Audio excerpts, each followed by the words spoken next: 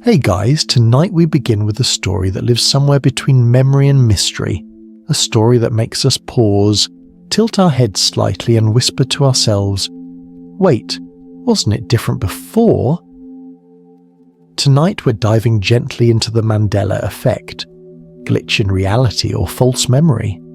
A strange, fascinating phenomenon where millions of people around the world remember the same things, but differently. A phrase in a movie, a logo, a death that supposedly never happened. And yet, the memory feels so real. In tonight's peaceful journey, we'll drift through the origins of the Mandela Effect, where it all began, and move slowly into the mysteries that followed. We'll explore the strange stories of misremembered worlds, the psychology of memory, and even the philosophical and quantum possibilities that might hide behind what we call reality. We'll look at science, spirituality, and everything in between, letting each idea unfold softly, like ripples spreading across a quiet lake. So before we settle in and begin our peaceful journey, take a moment to like this video and subscribe, only if what I share here truly resonates with you. Your support helps me create more of these calm explorations into existence, consciousness, and reality. And if you feel like it, let me know where you're tuning in from and what time it is. It's always fascinating to see the many corners of the world where we connect. Now, dim the lights, make yourself comfortable, and let's ease into tonight's journey together as we explore the strange and beautiful question: did reality ever shift without us noticing? Chapter 1. The moment reality shifted. It began quietly, like a whisper carried on the wind of collective thought, a strange feeling that something, somewhere, had changed. Not a loud event, not a breaking headline, just a subtle dissonance, a faint sense that the world wasn't exactly how we remembered it to be. For many people, this realization came one day in the early 2000s, while scrolling through conversations online. Someone mentioned that Nelson Mandela, the South African leader and global symbol of peace, had died in prison in the 1980s. Others chimed in immediately, saying yes, they remembered that too. They could recall the funeral, the mourning, even news coverage from years before. But history said otherwise. Mandela had not died in prison. He had been released, had become president, and lived until 2013. Yet for countless people, that wasn't how they remembered it at all. They remembered something entirely different, a memory not easily dismissed. The effect was named after this moment, the Mandela Effect. Coined by paranormal researcher Fiona Broome, who was among the first to notice this shared false memory. She recalled a vivid memory of Mandela's death decades earlier, a memory that felt solid, not imagined. And when she discovered that many others around the world shared the same recollection, she wondered, how could so many people remember something that never happened? It was more than confusion. It was unsettling. Like waking from a dream only to find that parts of the dream still cling to you, refusing to fade. As the internet began to connect more people, stories like this multiplied. A growing number of individuals felt certain that reality had changed, not in a symbolic sense, but literally. It was as if timelines had shifted, details rewritten, histories replaced, and no one could explain why. And yet, underneath the curiosity, there was a quiet emotion many felt but rarely expressed aloud: discomfort. Because if our memories could no longer be trusted, what else might be uncertain? What other parts of life, of reality itself, could shift beneath our feet without us noticing? The story of the Mandela Effect became more than just a curiosity. It became a mirror, reflecting something deeper. Our relationship with memory, perception, and truth. It touched something very human, the need to feel certain, to anchor ourselves in what we know, to believe that our memories are the threads that bind us to reality. But what happens when those threads begin to tangle? Many people describe the first moment they learned about the Mandela Effect as eerie, like stepping into a parallel version of the world that looks identical, but something small and invisible feels out of place. The mind races quietly, trying to catch up. You replay events in your head, searching for the point where things diverged. It's like looking at a photograph you've seen 100 times, but now a single object has disappeared from the frame, and the more you think about it, the more uncertain you become. It's easy to laugh it off at first, a trick of memory perhaps. But then, someone close to you says, "Wait, I remember it that way too." And in that moment, something changes. It stops being just your imagination. It becomes shared, collective.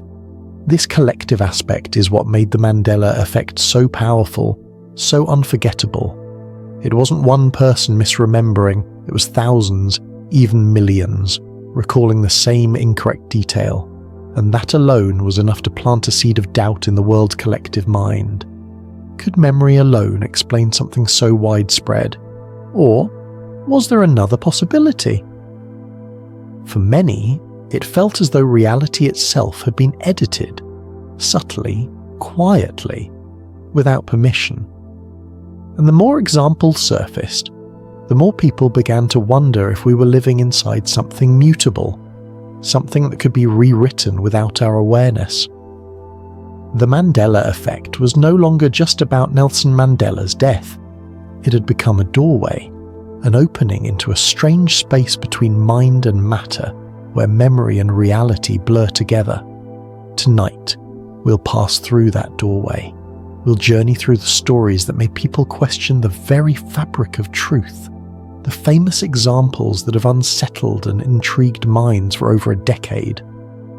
From bears that changed their spelling to movie quotes that never existed, we'll drift softly through the evidence or illusion of a world that may not be as stable as we think. Chapter 2. Famous examples that still confuse everyone. There's a certain quiet fascination that comes when we encounter something familiar, but not quite the same. It's a feeling that catches you off guard, a small, almost imperceptible jolt. You stare at a word, an image, or a phrase you thought you knew perfectly, and yet something about it feels wrong. It's as if the edges of memory don't line up with the present moment. That subtle unease is the heartbeat of the Mandela Effect. After the initial stories about Nelson, Mandela's supposed death began spreading. People around the world started sharing their own examples of things that didn't match their memories. Soon, what began as an isolated curiosity became a global phenomenon.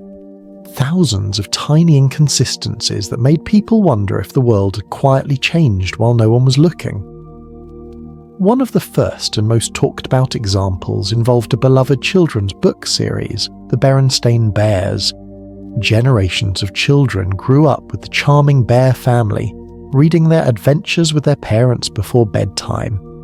Yet countless people distinctly remembered the name being spelled Berenstain, with an E-I-N. It wasn't a minor spelling mistake. It was a memory deeply embedded in childhood nostalgia. People could remember the way it looked on the book cover, the way their parents pronounced it, the sound of the name as they read it aloud. But reality, or at least this version of it, shows that the name has always been Berenstain, ending with A-I-N. Those who discovered this change for the first time often describe a physical sensation, a shiver, a tightening in the stomach, as if their mind was struggling to align two incompatible truths. How could so many people be certain of something that never existed? Was it a collective spelling error that persisted for decades, or a subtle shift in reality that rewrote the past? The question lingered, soft and unsettling. Then there was Star Wars. One of the most quoted lines in cinematic history, "Luke, I am your father." a line so iconic that it became part of pop culture itself, repeated in jokes, impressions and parodies across generations. And yet, in the actual film, Darth Vader never says those words. What he truly says is, "No, I am your father." For some, this discovery felt like a betrayal. They could hear the line in their minds, remember the emotional weight behind it, the moment of revelation. How could an entire world quote a line that was never said? It wasn't just movie quotes. It was everything. Small details, ordinary symbols, tiny fragments of reality that suddenly seemed to rewrite themselves when no one was watching. Take Snow White and the Seven Dwarfs. The phrase, "Mirror, mirror on the wall," it's been repeated for decades, embedded in children's stories, Halloween costumes, and folklore. But the original line in the 1937 Disney movie is actually "Magic mirror on the wall." Somehow almost everyone remembers it differently. It's as though the collective consciousness of humanity decided on a version of the line that never existed. Or consider the Monopoly man. We can picture him easily. The old-fashioned gentleman with a top hat, a moustache and a monocle. A timeless image, right? Except he never wore a monocle, not in any version of the game's history. The revelation left people puzzled. How could we all see an accessory that was never there? Some speculated we were confusing him with Mr. Peanut, another moustache character who actually does wear a monocle. But for many, that explanation didn't satisfy the strange feeling of displacement that came with the discovery. And then there's the Fruit of the Loom logo.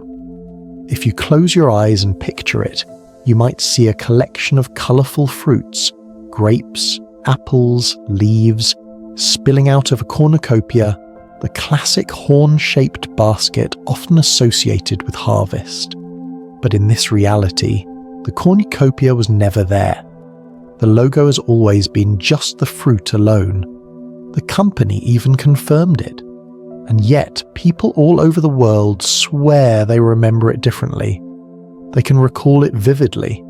The brown horn shape, the way it curved behind the fruit, the way it completed the image. There are dozens more examples like these. Pikachu's missing black-tipped tail, Curious George having no tail at all, the word Febreze spelled with one E instead of two, or the cereal Fruit Loops being spelled Fruit Loops. Each discovery leaves behind the same lingering whisper, something isn't right. For many, the Mandela Effect feels more than just curiosity. It feels deeply personal. It's like being told a part of your own past didn't happen the way you remember it. The moment you learn that something you've known your whole life is different, a quiet tension stirs inside. The mind scrambles for explanations. Maybe the memory is wrong. Maybe the logo changed. Maybe it's a trick of time. But no matter how logical the answer, that feeling of dissonance doesn't completely fade. Some people even describe physical sensations, chills, dizziness, or a momentary sense of detachment when discovering a Mandela Effect for the first time. It's not just a mental phenomenon.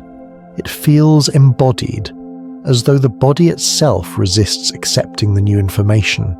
Psychologists say this is the discomfort of cognitive dissonance, the clash between what we believe to be true and what reality presents. But for others, it feels like something deeper, something beyond the brain's usual functioning. It's as though the mind briefly glimpses the fragility of the world it builds each day, the delicate balance between perception, memory, and the reality we trust. The beauty of these examples lies not in whether they prove a multiverse or expose a flaw in memory, but in the quiet wonder they provoke. They remind us how mysterious human experience truly is, how our minds, so confident and sure, can sometimes be led astray by their own brilliance. When you discover a Mandela Effect, it's like finding a fingerprint on the glass of reality. You don't know how it got there, or who left it, but you can't help but wonder if someone, or something, has been rewriting the world one small detail at a time. In the next chapter, we'll move deeper into the heart of this phenomenon, into the strange mechanics of shared misremembering. How can millions of people remember the same false detail? Could it be that our minds are more connected than we realize? Or are we witnessing something far stranger, a collective echo from another version of history? We'll drift into the mystery of collective memory, where false recollections spread, take root, and sometimes feel more real than the truth itself. Chapter 3: Collective Memory. How can millions remember the same mistake? There's something quietly astonishing about how human beings remember. It's not just an individual act, it's shared, echoed, and reinforced between us. We remember together. Our memories are not isolated islands of thought. They are more like a connected web stretching invisibly between minds, carrying stories, emotions, and meanings. And this is where the Mandela Effect becomes even more mysterious. Because how can millions of people from different countries, cultures, and backgrounds all remember the same false event, the same quote, the same small detail? When you pause and really think about it, it's almost poetic. It suggests that memory is not as personal as we like to believe. It hints at a deeper truth, that what we call my memory might be in some quiet way our memory. Imagine a vast ocean. Each wave looks distinct, moving in its own rhythm, reflecting its own light. Yet beneath the surface, all those waves belong to the same body of water. That's what collective memory is like. Individual impressions that rise and fall, shaped by a shared current beneath. The phenomenon of collective misremembering, the heart of the Mandela Effect, didn't just appear with the internet. Human history is filled with examples of shared false memories. But for the first time in history, technology allowed those individual ripples to meet and merge almost instantly. When someone online wrote, "Does anyone else remember Nelson Mandela dying in prison?" they weren't just asking a question. They were opening a door. And behind that door were thousands of others who felt the same faint tug of confusion. The internet didn't create the Mandela Effect, it revealed it. It gave shape to what had always been there. The quiet hum of shared perception, amplified through connection. People began gathering in online forums, discussing memories that didn't match what the world said was true. And what started as isolated posts soon turned into entire communities, bonded by one strange feeling: something isn't quite right. People didn't feel crazy anymore, they felt seen, validated, and the more they shared, the stronger those memories became. Here's where the mystery deepens. Normally we think that when someone corrects us, when we're shown proof that we're wrong, our minds should adjust. We should accept the new information.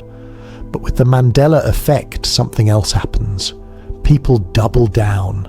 The correction itself becomes suspicious. They say, "I know what I saw." The world must have changed. And this resistance isn't stubbornness, it's emotion. Because memory isn't just information, it's identity.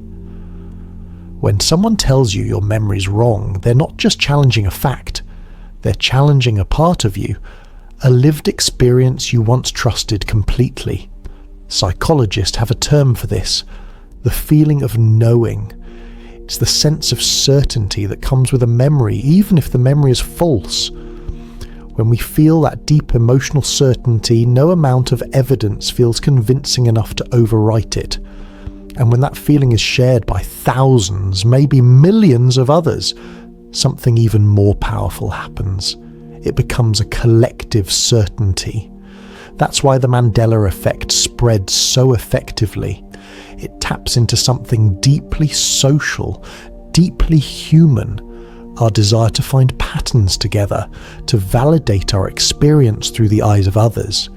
It's comforting to know you're not alone in your confusion.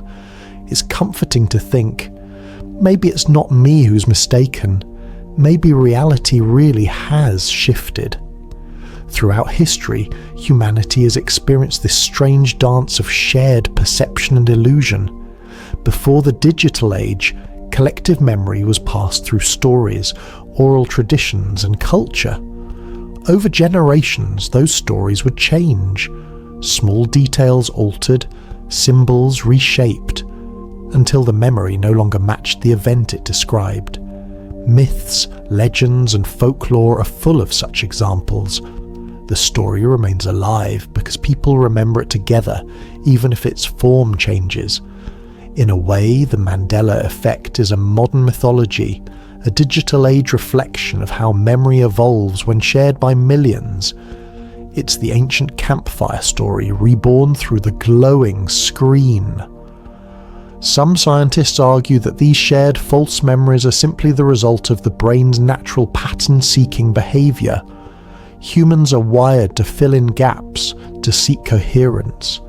When confronted with something that doesn't make sense, like a movie quote that sounds slightly off, our minds automatically reconstruct it into the version that feels right. And when others around us agree, that version becomes solidified. The more it's repeated, the stronger it becomes. Repetition, in fact, is one of the most powerful forces in memory. When an idea or phrase is echoed enough times, even incorrectly, it becomes familiar, and familiarity feels true. That's why phrases like, "Luke, I am your father," persist even when they're factually wrong. The collective repetition carves it into our shared consciousness. But there's another layer to this, something harder to explain. Sometimes the Mandela Effect doesn't feel like a small detail misremembered. Sometimes it feels like an entire branch of personal history has shifted. People remember conversations, events, or experiences that have no trace of ever happening.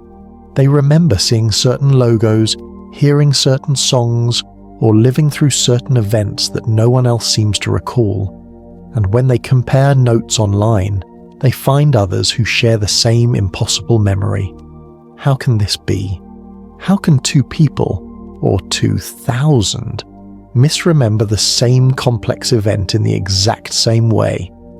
Some believe the answer lies in the psychology of suggestion and contagion, that once one person introduces a vivid false memory, others unconsciously adopt it. But others sense something more profound, something unexplainable, a flicker of an alternate timeline bleeding through, a small glitch in the fabric of existence. The truth might lie somewhere in between, in that mysterious space where mind and matter overlap. Because perhaps our memories are not simply recordings, but living impressions, constantly shaped by those around us. Each time we tell a story, it changes slightly, and each listener carries that changed version forward. When you zoom out far enough, the entire history of humanity begins to look like one vast Mandela Effect, a continuous rewriting of memory through the act of collective retelling. And maybe that's what's truly haunting about it. The Mandela Effect isn't just about whether the Monopoly man wore a monocle or whether Mandela died in prison. It's about the realization that reality itself might be shaped by how we remember it, together. If enough people believe something, could it become real, at least in the realm of perception? Could consciousness itself be molding the world, one shared thought at a time? As we drift deeper into this mystery, we begin to see that memory isn't the stable foundation we once thought it was. It's fluid, fragile, and beautifully fallible. It connects us, but it also deceives us. And somewhere between those two truths lies the essence of what it means to be human, to believe, to remember, and to wonder. In our next chapter, we'll slow down and peer into the human mind itself, to understand how memory truly works. What happens inside the brain when we remember something? Why are our memories so vivid yet so easily wrong? And how does this mysterious process make us question the very nature of reality? Chapter 4. The Nature of Human Memory.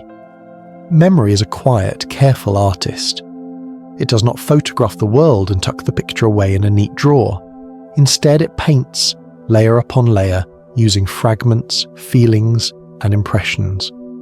Each time we return to a memory, the artist touches up the painting, blending colours, softening lines, sometimes adding details that feel right, even if they never existed. That gentle, creative process is both beautiful and fragile. It is what makes us human, and it is also what gives rise to things like the Mandela Effect. At the simplest level, memory has 3 phases. First, we take something in, then we hold it for a while. Finally, we call it back. Those steps are called encoding, consolidation, and retrieval. Imagine sitting by a calm river.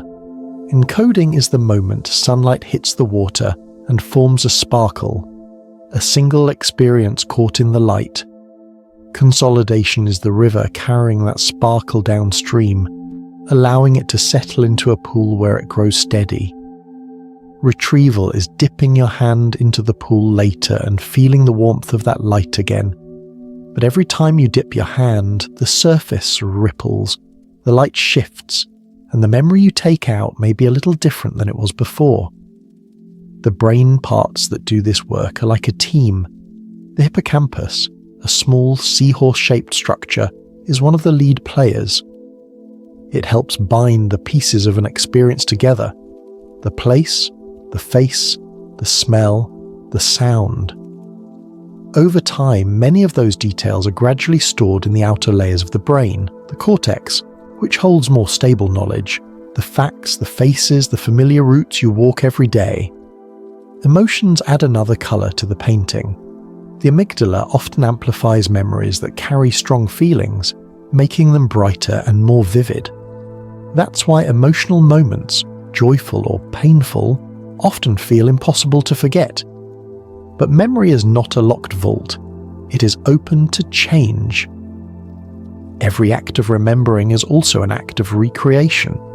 Scientists call this process reconsolidation. When you recall something, the memory becomes malleable for a short while. During that time, new details or suggestions can slip in, and when the memory settles again, it may be subtly altered. Think of it like retrieving a page from an old book to read, and while you hold it, someone adds a margin note. Later, the book is returned to the shelf with that note still there. The next time you read the page, the note is part of the story. This is one reason why memories can change each time we recall them. Each recall session invites tiny edits, influenced by our current mood, by who we are with, and by what other information is surrounding us at that moment. The brain prefers coherence and story. If an image or detail is missing, the mind often fills the gap with something plausible.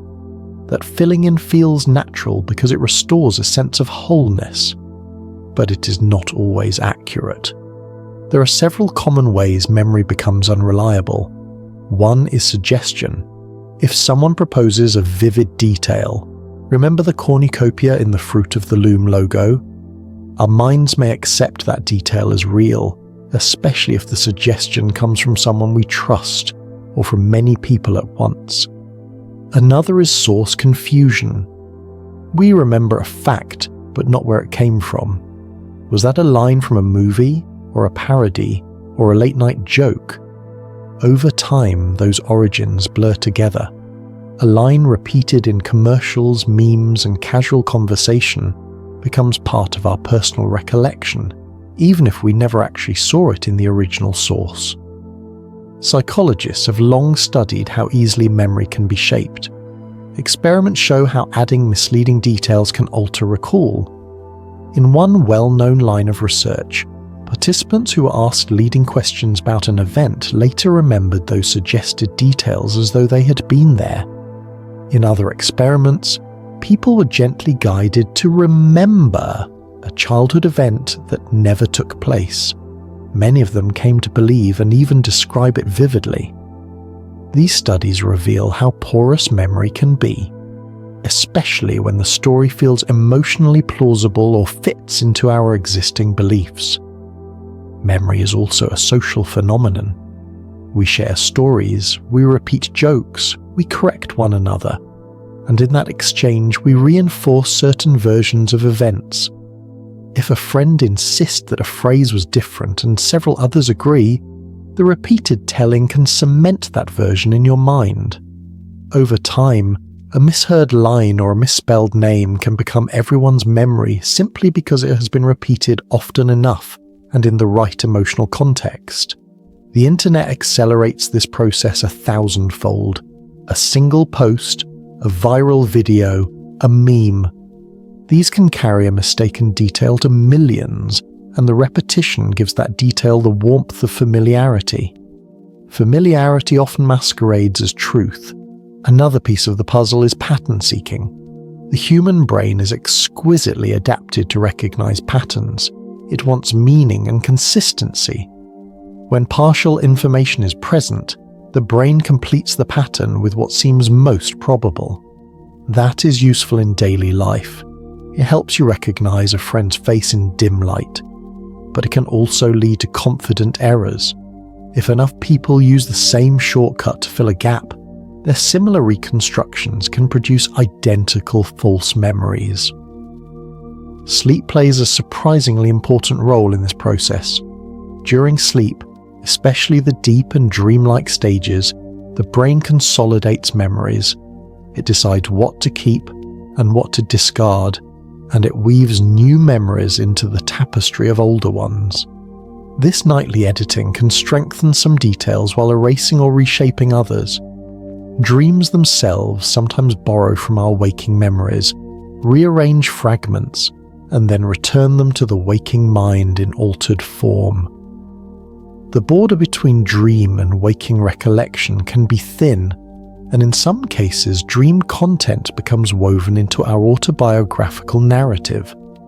All of these natural mechanisms, reconstruction, suggestion, social reinforcement, pattern completion, the nightly work of consolidation, help explain why memory can be unreliable. They do not on their own prove the existence of alternate timelines or cosmic edits, but they do show us how memories that feel solid and real can nevertheless be mistaken.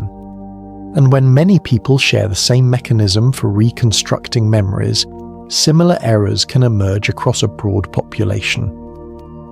Still, the experience of a Mandela Effect is not simply a dry cognitive fact. It is also deeply human. The shock, the small grief, the moment of disorientation when you discover that something you held as true is different. These reactions reveal how much trust we place in our recollections. Our memories are the scaffolding of our identity.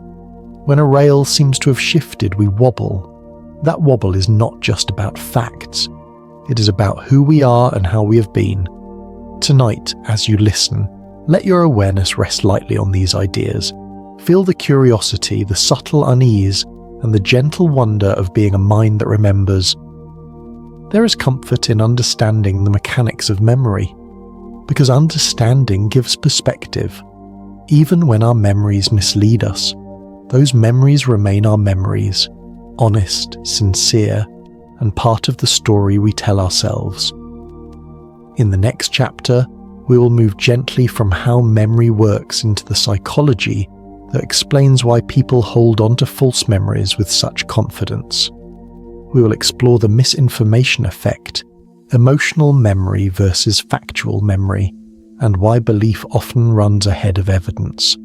We'll slow down, breathe, and trace the soft, invisible pathways that lead a simple recollection to become a shared conviction. Chapter 5. The psychology behind false memories. There is a soft logic to how the mind tells its stories. It is patient, persuasive, and often very kind to itself. It prefers coherence over chaos, a tidy narrative over a tangle of half-remembered moments. That preference helps us live, to move through the world without being paralyzed by detail. But it also opens the door to errors that feel, from the inside, utterly true. In this chapter, we'll sit with the quiet mechanics of how false memories form and why they sometimes arrive with the same strength and conviction as the most carefully preserved facts of our lives. One of the central ideas we must hold gently is called the misinformation effect. Imagine walking through a soft rain and later telling a friend about the walk. If your friend mentions, in passing, a red umbrella they remember you had, your recollection might shift to include that colour, even if you never had such an umbrella. When new information is introduced after an event, especially in a vivid or repeated way, our minds can weave that information into the original memory as if it were always part of the scene. This is not deception. It is the brain's way of making sense. It stitches details together to create a smoother story. Another thread in this tapestry is suggestion. When an authority figure, a teacher, a news report, a persuasive blog post, proposes a detail, our minds often accept it without a fight. Children are especially sensitive to suggestion because their sense of source, where they heard something and whether it was imagined, is still developing. That is one reason childhood memories are both vivid and malleable. They are shaped not only by events, but by the retelling of events by adults who mean well. Emotional memory is a separate, quieter current. Emotions act like a highlighter for memory, brightening certain lines of the story and leaving others in soft graphite. Joy, fear, shame, wonder. These colour what we remember and how we remember it. Yet emotion does not guarantee accuracy. A memory tied to strong emotion feels more real simply because the brain stores it with more intensity. We remember the feeling more reliably than the fact. If you can feel the warmth of a childhood kitchen, or the chill of a rainy day in your chest, that sensation can anchor a memory in a way that makes the surrounding details seem indisputable, even if they are not exact.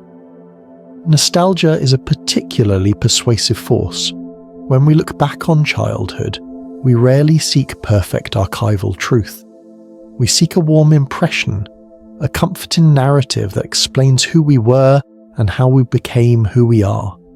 The smells, the songs, the logos and slogans from our youth carry disproportionate weight. In that glow, spelling errors, slight shifts in phrasing, or imagined accessories can feel like part of the essential picture. That is why so many Mandela Effect examples cluster around childhood icons, book titles, cartoon characters, toy logos, because those memories are stitched from emotion and repeat exposure, the perfect breeding ground for confident misremembering. Confidence in a memory is another tricky thing. We tend to equate confidence with truth. If someone insists with conviction, we often take their certainty as evidence. But psychological research shows that confidence and accuracy are only loosely linked. A person can be utterly sure of a memory and still be mistaken.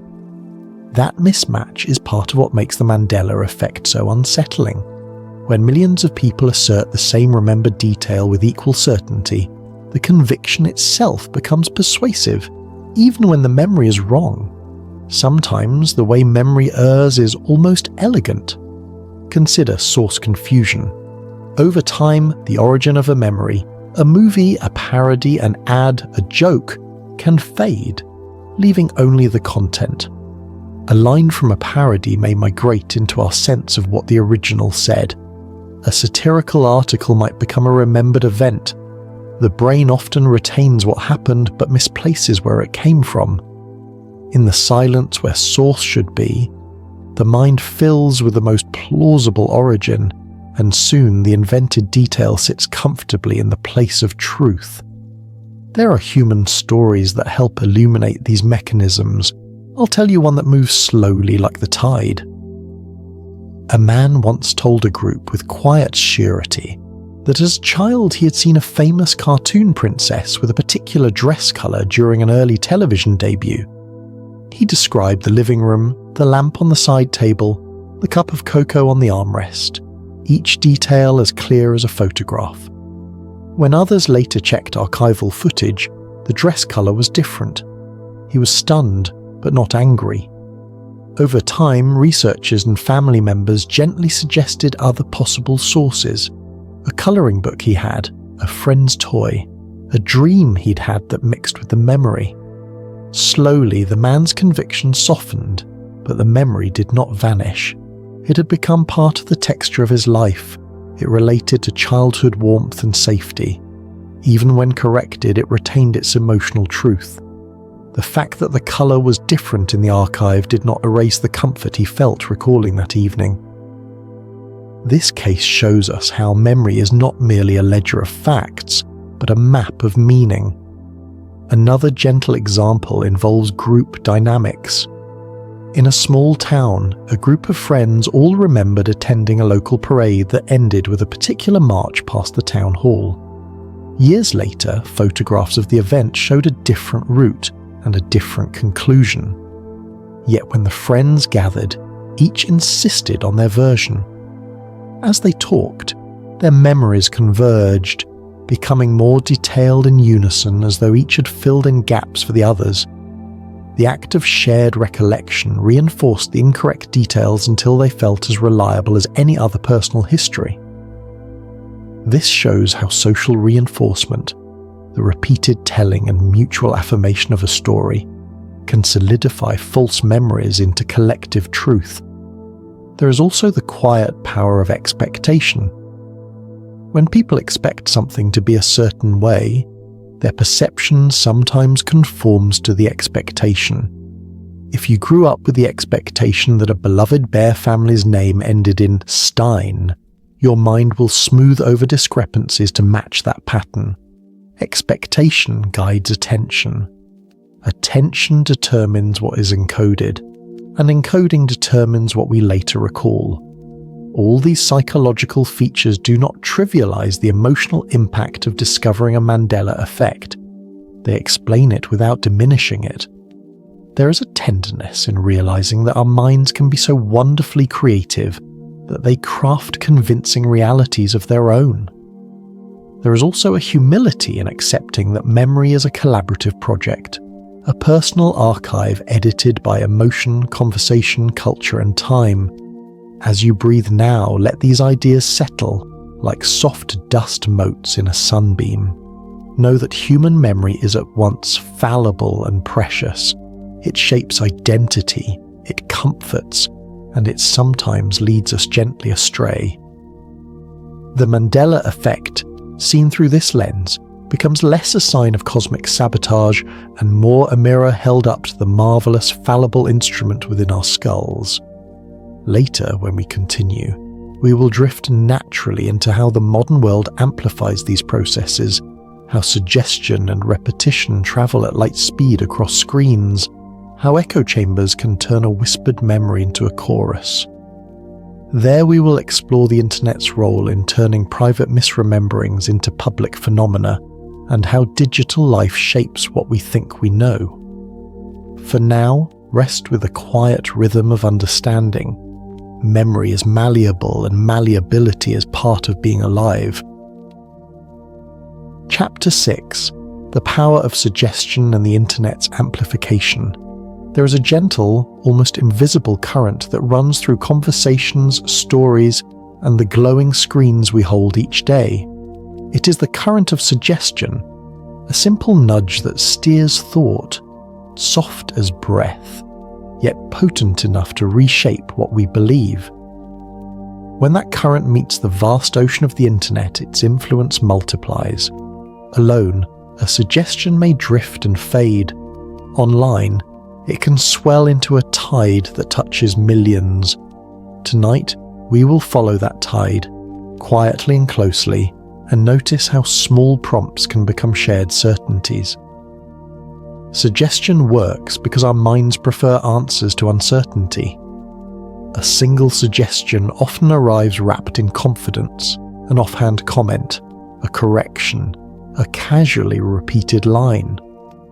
Our brains, eager for coherence, often accept this gift without rigorous inspection.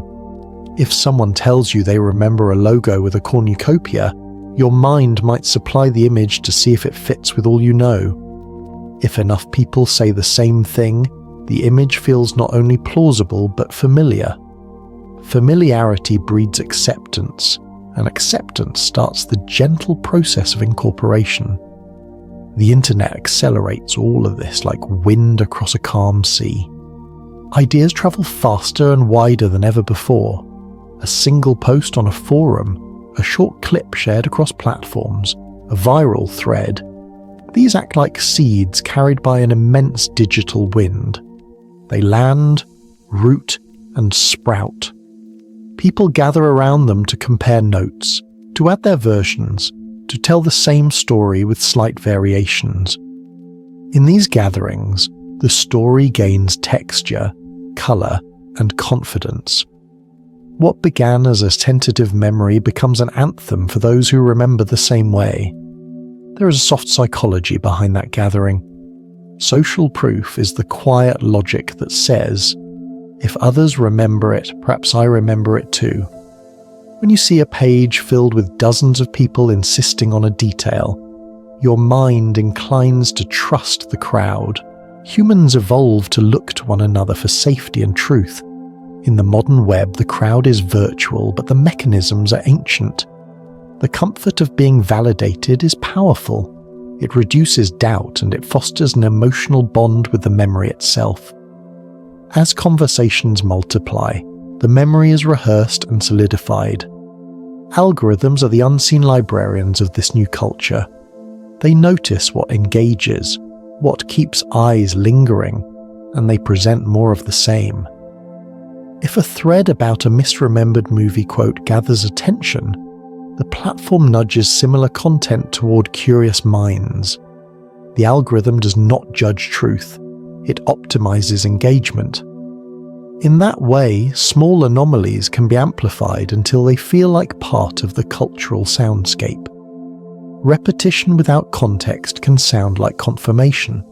The more the same detail is repeated, the more it slides from novelty to normality. Echo chambers form quietly within these systems. People cluster with others who share similar interests and viewpoints, and within these clusters, ideas bounce back and forth, gaining volume.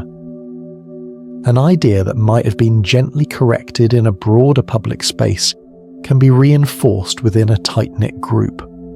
Members repeat the memory, reframe it, and strengthen the emotional conviction behind it. Echo chambers privilege familiarity over correction, comfort over skepticism, and in doing so, they allow certain memories to flourish without proper fact-checking. There is also the human tendency to simplify complexity into memorable narratives. An ambiguous recollection becomes a clear story when framed by a compelling explanation. The universe glitched, or we slipped between timelines, offers an elegant answer to the discomfort of being wrong. Such narratives satisfy both emotion and imagination. They explain the strange sensation of dissonance more beautifully than a long account of cognitive reconstruction ever could. Stories are sticky. They hold. This is why metaphors of glitches, simulations, and alternate realities have such traction. They're not merely fanciful. They're comforting maps for navigating uncertainty. Influencers and charismatic storytellers play a notable role. A compelling voice, speaking with calm authority, can persuade a wide audience in minutes. When a respected creator or a popular channel presents an example of the Mandela Effect in an engaging way, many viewers accept the framing. It feels safe to trust a voice that explains the mystery with clarity, even if that clarity simplifies complex cognitive science. The internet rewards shareability, and shareable explanations tend to be neat and emotionally satisfying. Once a persuasive narrative has spread, people begin to adopt not only the memory, but the interpretation that goes with it. Misinformation too thrives in this environment. Not all misinformation is malicious. Much of it spreads through benign error. A mislabeled image or an incorrectly remembered lyric may be posted with genuine belief.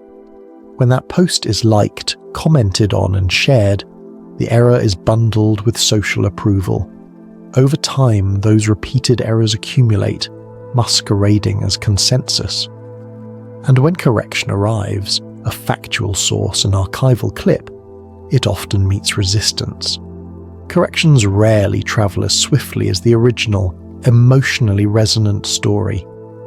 The rebuke can feel like a cold rain on a warm memory, and people instinctively shelter under the story that felt right. The internet also gives rise to what we might call memory co-creation. Communities form around shared recollections, and members co-author a version of the past through their interactions. Each comment, each embellished detail, is an edit to the communal document of memory. Over months and years, this document becomes a cultural artifact, one that reflects not the original event, but the collective way it is now remembered. In that sense, the Mandela Effect is as much a social phenomenon as a cognitive one, a collaborative fiction born of repeated human interaction. Bots and bad actors sometimes stoke the fire. Automated accounts can amplify fringe ideas, creating the impression of a larger base of belief than actually exists. While most Mandela Effect communities are organic, the ease of manufacturing consensus with automation is a reality to be mindful of. When a machine amplifies a claim, it can produce a false sense of widespread acceptance that nudges human observers toward agreement. The interplay of organic memory and inorganic amplification is one of the subtle complexities of the modern age. Another modern factor is the ease of selective archival. When something is questioned, people often search for proof, clips, scans, advertisements, old photos. The absence of easily accessible evidence can fuel suspicion. If I remember a line and cannot find it online, did the world change? Or did I misremember? The internet's partial record, abundant in some areas, scarce in others, can inadvertently encourage belief in alteration. Archival gaps are not necessarily evidence of change, yet they feel mysterious in their silence. All this does not mean that the internet is solely to blame. It is a mirror and a lens. It reflects our tendencies while magnifying them. The same human instincts that led us to share stories around a fire now lead us to share them across continents. The structure of our networks, who we follow, who follows us, what content is promoted, shapes the stories we encounter. In the quiet, private moment when you read a thread and feel your certainty settle around a remembered detail, know that you are participating in an ancient human ritual, though the stage is new. There is a tenderness to understanding these mechanisms. For those who first felt shaken by a Mandela Effect, the explanation may be calming. The world is not necessarily brittle or malevolent. Often it is simply complex and social. For others, the explanation may feel like a loss, the fading of a magical possibility. Both responses are valid. The important thing is to hold the experience gently. Curiosity, not judgment, reveals the most.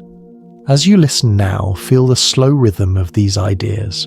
Notice how suggestion arrives quietly, and how the internet offers a chorus that can either soothe or excite.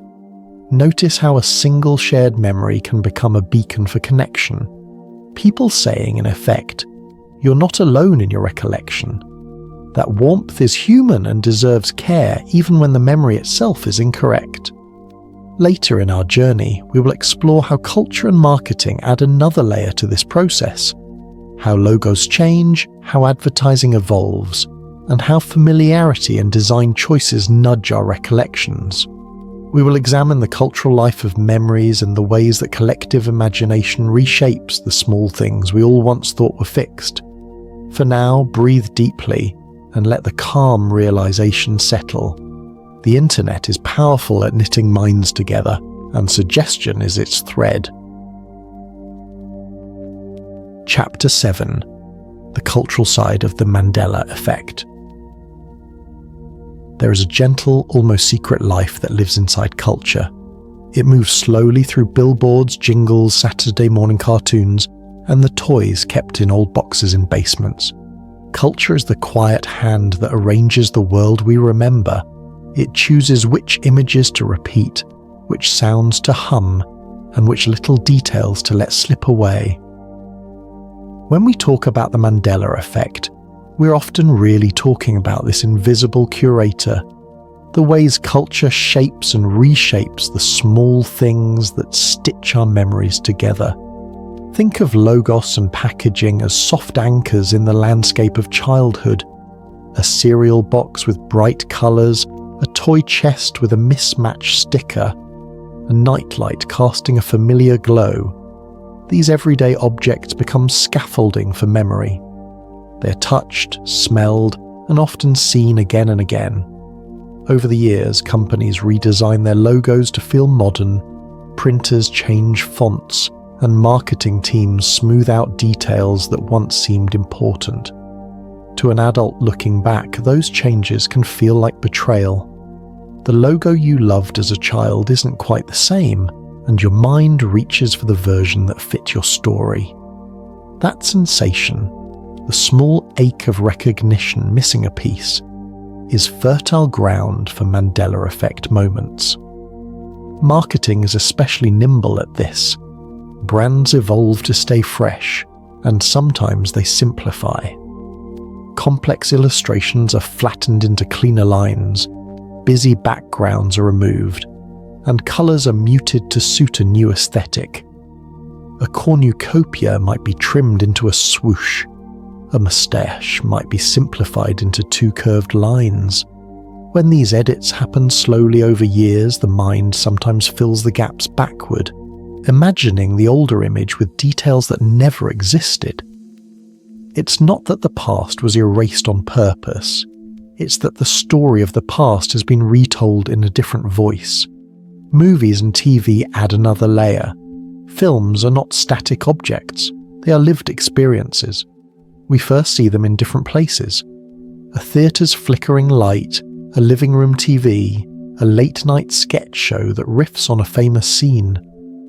Sometimes we encounter a line in a parody before we hear it in the original, or a trailer edits a phrase into a new rhythm. A misheard subtitle or a dubbed version in another language can change the way a line settles into memory. Over time, that mixed exposure can produce a confident recollection of a line as it never was. Cultural repetition, friends quoting a parody, a late-night host repeating a slightly changed phrase, cements the altered version into the communal record. Reboots and remasters complicate this further. When studios re-release films with cleaned-up effects or new edits, a generation may form an attachment to one cut while another remembers the original differently. Home video releases, director's cuts, and streaming versions may include or omit small moments. If you first knew a film from a bootleg VHS with cropped credits, your memory will hold that cropping as part of the film's identity. When a cleaner digital archive appears decades later, the discrepancy feels uncanny, as if someone had tidied up a family photo and lost the corner you always trace with your finger. Language itself is alive and shifting. Translation choices change things. A line that sounds crisp in one tongue may be softened in another. Children who grew up in different countries or in bilingual homes may carry different versions of a cultural fragment, and when those versions meet online, the friction can look like a mystery.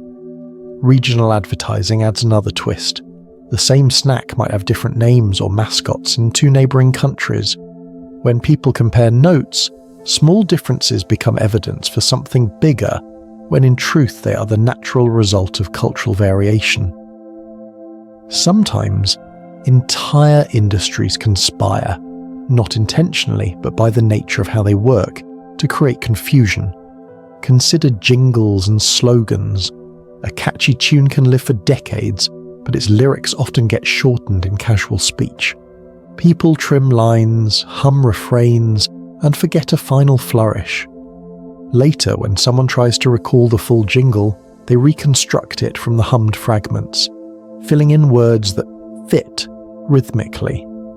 That reconstructed jingle feels authentic because it matches a familiar cadence, even if the original used a different line. Over years of repetition, the hummed version becomes more common than the recorded one, and the hummed version becomes the remembered truth. Pop culture's love of parody and homage also plays a role. Comedians riff on famous moments, song covers replace lyrics, and sketch shows weave their own versions into public memory. A parody line repeated across radio, late night and social media can overshadow the original. For generations, some parodies lodge more firmly in cultural memory than the source material. The more a culture plays with an idea, the more likely that idea is to mutate, and the more comfortable people become with the mutated version. There are gentle human stories that illustrate this process. I remember a small town where a local bakery had a playful mascot on its window for as long as anyone could remember. Children told jokes about that mascot, drawing replaced accessories into the pictures they coloured. Decades later, when the bakery closed and new owners removed a painted flourish from the mascot's hat, a group of now-grown locals were convinced the hat had once had a feather. They debated and drew and argued the feather into being until the memory felt as real as a childhood smell. The feather had never been part of the original painting. It had grown from jokes, drawings, and the shared act of remembering. Cultural life had added it, and then memory had made it permanent. The nostalgia industry, reissues, anniversary editions, retro merch, feeds this too. Companies sell the idea of a remembered past, and sometimes they embellish it to please fans.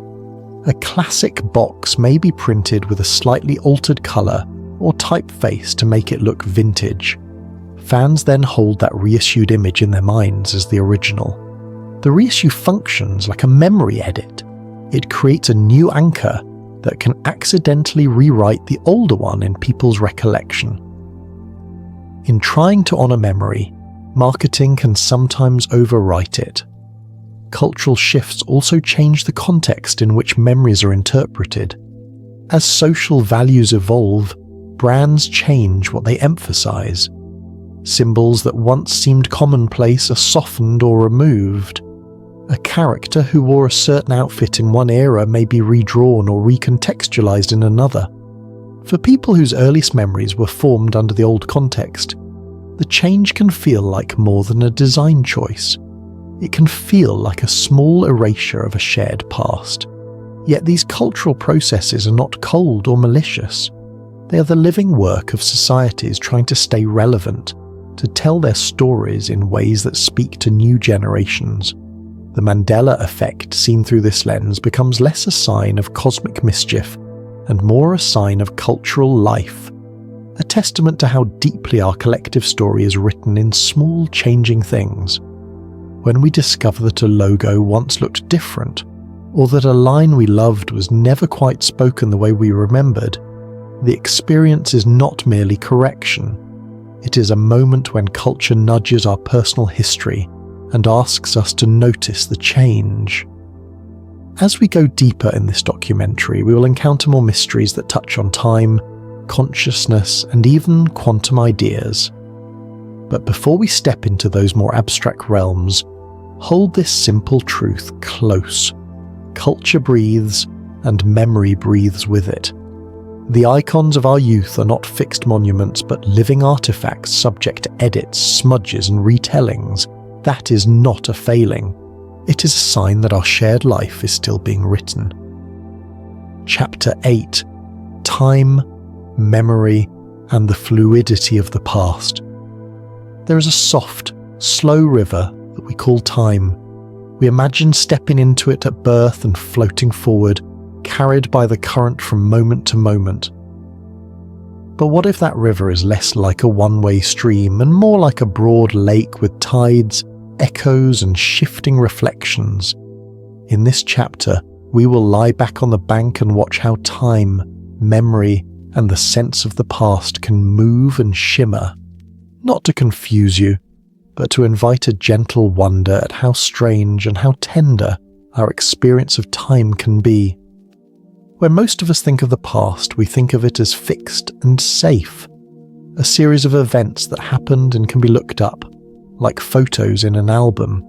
But when memories begin to disagree with those photos, when many people share a different version of a moment, a quiet question emerges. What if the past is not altogether fixed? What if remembering is a form of recreation, and each act of remembering lightly edits the past we carry with us?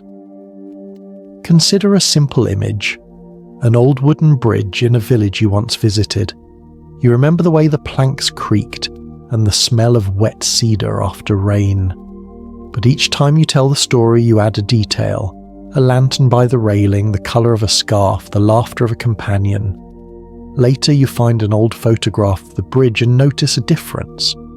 Did you misremember, or did your memory gently transform the scene into something that better fit the feeling you wanted to keep? Memory is a living thing. It grows in the telling. Philosophers have long asked whether time is a river we move through or a space in which all moments exist together. Some say the past and future are equally real, and our consciousness simply moves along them. Others argue that only the present truly exists, and the past is reconstructed every time we reach for it. Both views offer gentle images. One imagines a vast landscape, where every moment is a place you can visit in thought. The other imagines a single, endless present that continually reshapes itself with each new breath.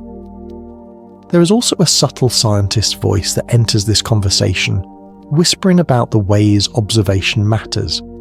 In certain corners of physics, observing something changes it. This is not to suggest that when you look at a childhood memory, you literally change history like a hand rewriting a manuscript. Instead, imagine the act of observing as shining a small lamp on a page of a book. The lamp reveals some words and leaves others in shadow. The words that appear next time you look may be emphasized by the light you previously shone. Observation, in that soft sense, participates in what becomes remembered. Retrocausality is a delicate idea you may have heard as a whisper in late-night conversations. The possibility that effects can run backward, that later events might influence earlier ones. In everyday life, this feels strange, almost magical. Scientists who explore such ideas do so with careful equations and cautious language. For our purposes, the value of the idea lies more in its invitation to reimagine causality, not as a rigid chain, but as a web of relations where influences can be more complex than simple past-to-future lines. It opens a small space for wonder. What if the way we rehearse the past now subtly shapes how that past continues to exist in our minds? There are human stories that bring this softly into the realm of the heart. I will tell you one that is both quiet and clarifying. An older woman, a retired teacher, kept a stack of letters from her childhood. For years she believed one of the letters mentioned a particular event, a school play with blue curtains, and she would tell the story to grandchildren, describing the exact shade of blue as if she could still see it on stage. One rainy afternoon, while sorting the letters, she found the original note. It described the play, but the curtains were green, not blue. She was surprised, and a small sadness rose in her like the memory of a missed step. But instead of feeling cheated, she found that the blue had not been false. It had been meaningful. The blue had been the colour she felt in that memory, the warmth of applause, the glow of childhood comfort. The photograph did not erase the blue feeling. It simply showed that memory and feeling are different kinds of truth. The past, in this way, is both document and emotion, and both matter to the story of who we are. Déjà vu offers another gentle window into this mystery. That sudden, inexplicable feeling that you have lived something before can be disorienting, but it can also be strangely comforting. Some researchers trace déjà vu to minor timing mismatches in how the brain processes experience, a brief echo that makes the present feel like an old song. Others listen for the poetic meaning, a brief slipping of the seams in the fabric of time, a whisper from a larger continuity.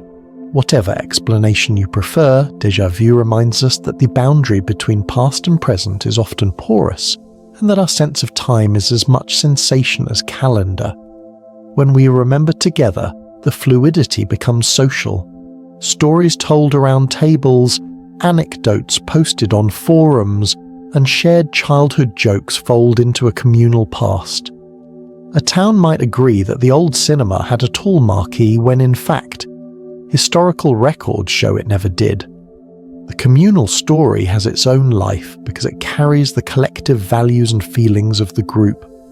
Over time, the communal memory may feel truer than any single photograph because it functions as identity, a shared way of being in the world. There is a practical lesson hidden in this gentle mystery. When we discover that our memories differ from others' memories or from archives, there are many ways to respond. We can react with anxiety, feeling betrayed by our own minds, or we can respond with curiosity, recognizing the beautiful complexity of being a remembering creature. We can hold both gentleness for ourselves and openness to evidence. We can ask questions without the need to erase the emotional truth of what we recall. Doing so keeps us connected to both reality and meaning. As we listen now, allow your breath to match the rhythm of these thoughts. Notice how time can feel like a fixed path at one moment, and like a field of overlapping impressions the next. Let the idea sit softly, not as a threat to certainty, but as an invitation to wonder. There is a certain relief in accepting that the past can be both tenderly personal and publicly recorded, both malleable and anchored. Ahead, our journey will touch even stranger territory, multiverses, quantum curiosities, and simulation metaphors that many find comforting and others find unsettling. We will walk there slowly, with care, exploring why such ideas captivate the imagination and what they may tell us about the relationship between mind and world. For now, rest in the thought that memory and time are not enemies of truth, but companions on a path of unfolding understanding. Chapter 9: Quantum Theories and Parallel Realities. There is something quietly magnetic about the idea that somewhere, just out of sight, another version of events is unfolding. It speaks to a human longing for possibility, for the sense that small choices, small differences might give rise to whole other lives. When we bring quantum ideas into the conversation about the Mandela Effect, we are not simply chasing science fiction. We're using metaphors from the edges of physics to imagine how reality might be richer and stranger than everyday life suggests. Tonight, we will walk through those metaphors slowly and gently, honouring both the wonder they inspire and the caution they deserve. Imagine a river that splits into many narrow streams, each carrying the same water in slightly different directions. Where the river divides, each stream becomes a separate path. One may pass through a sunlit meadow, another through a quiet grove. The multiverse idea uses a similar image. Every time a decision or random event occurs, the world might split into branches, each representing a different outcome. In one branch you choose tea, in another coffee. In one branch a logo has a cornucopia, in another it doesn't. The many worlds interpretation of quantum mechanics takes this poetic image and attaches technical language to it, suggesting that all possible outcomes of quantum events exist in a vast branching landscape. That concept can feel intoxicating because it gives a tidy explanation for small mismatches in memory.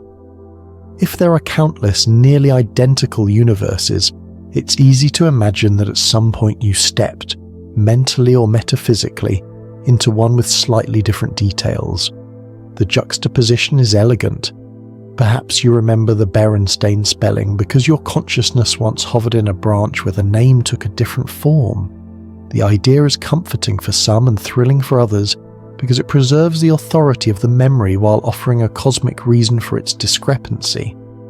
But metaphors from quantum physics need gentle translation when they move into everyday life. In the microscopic world, quantum particles behave in ways that defy classical intuition.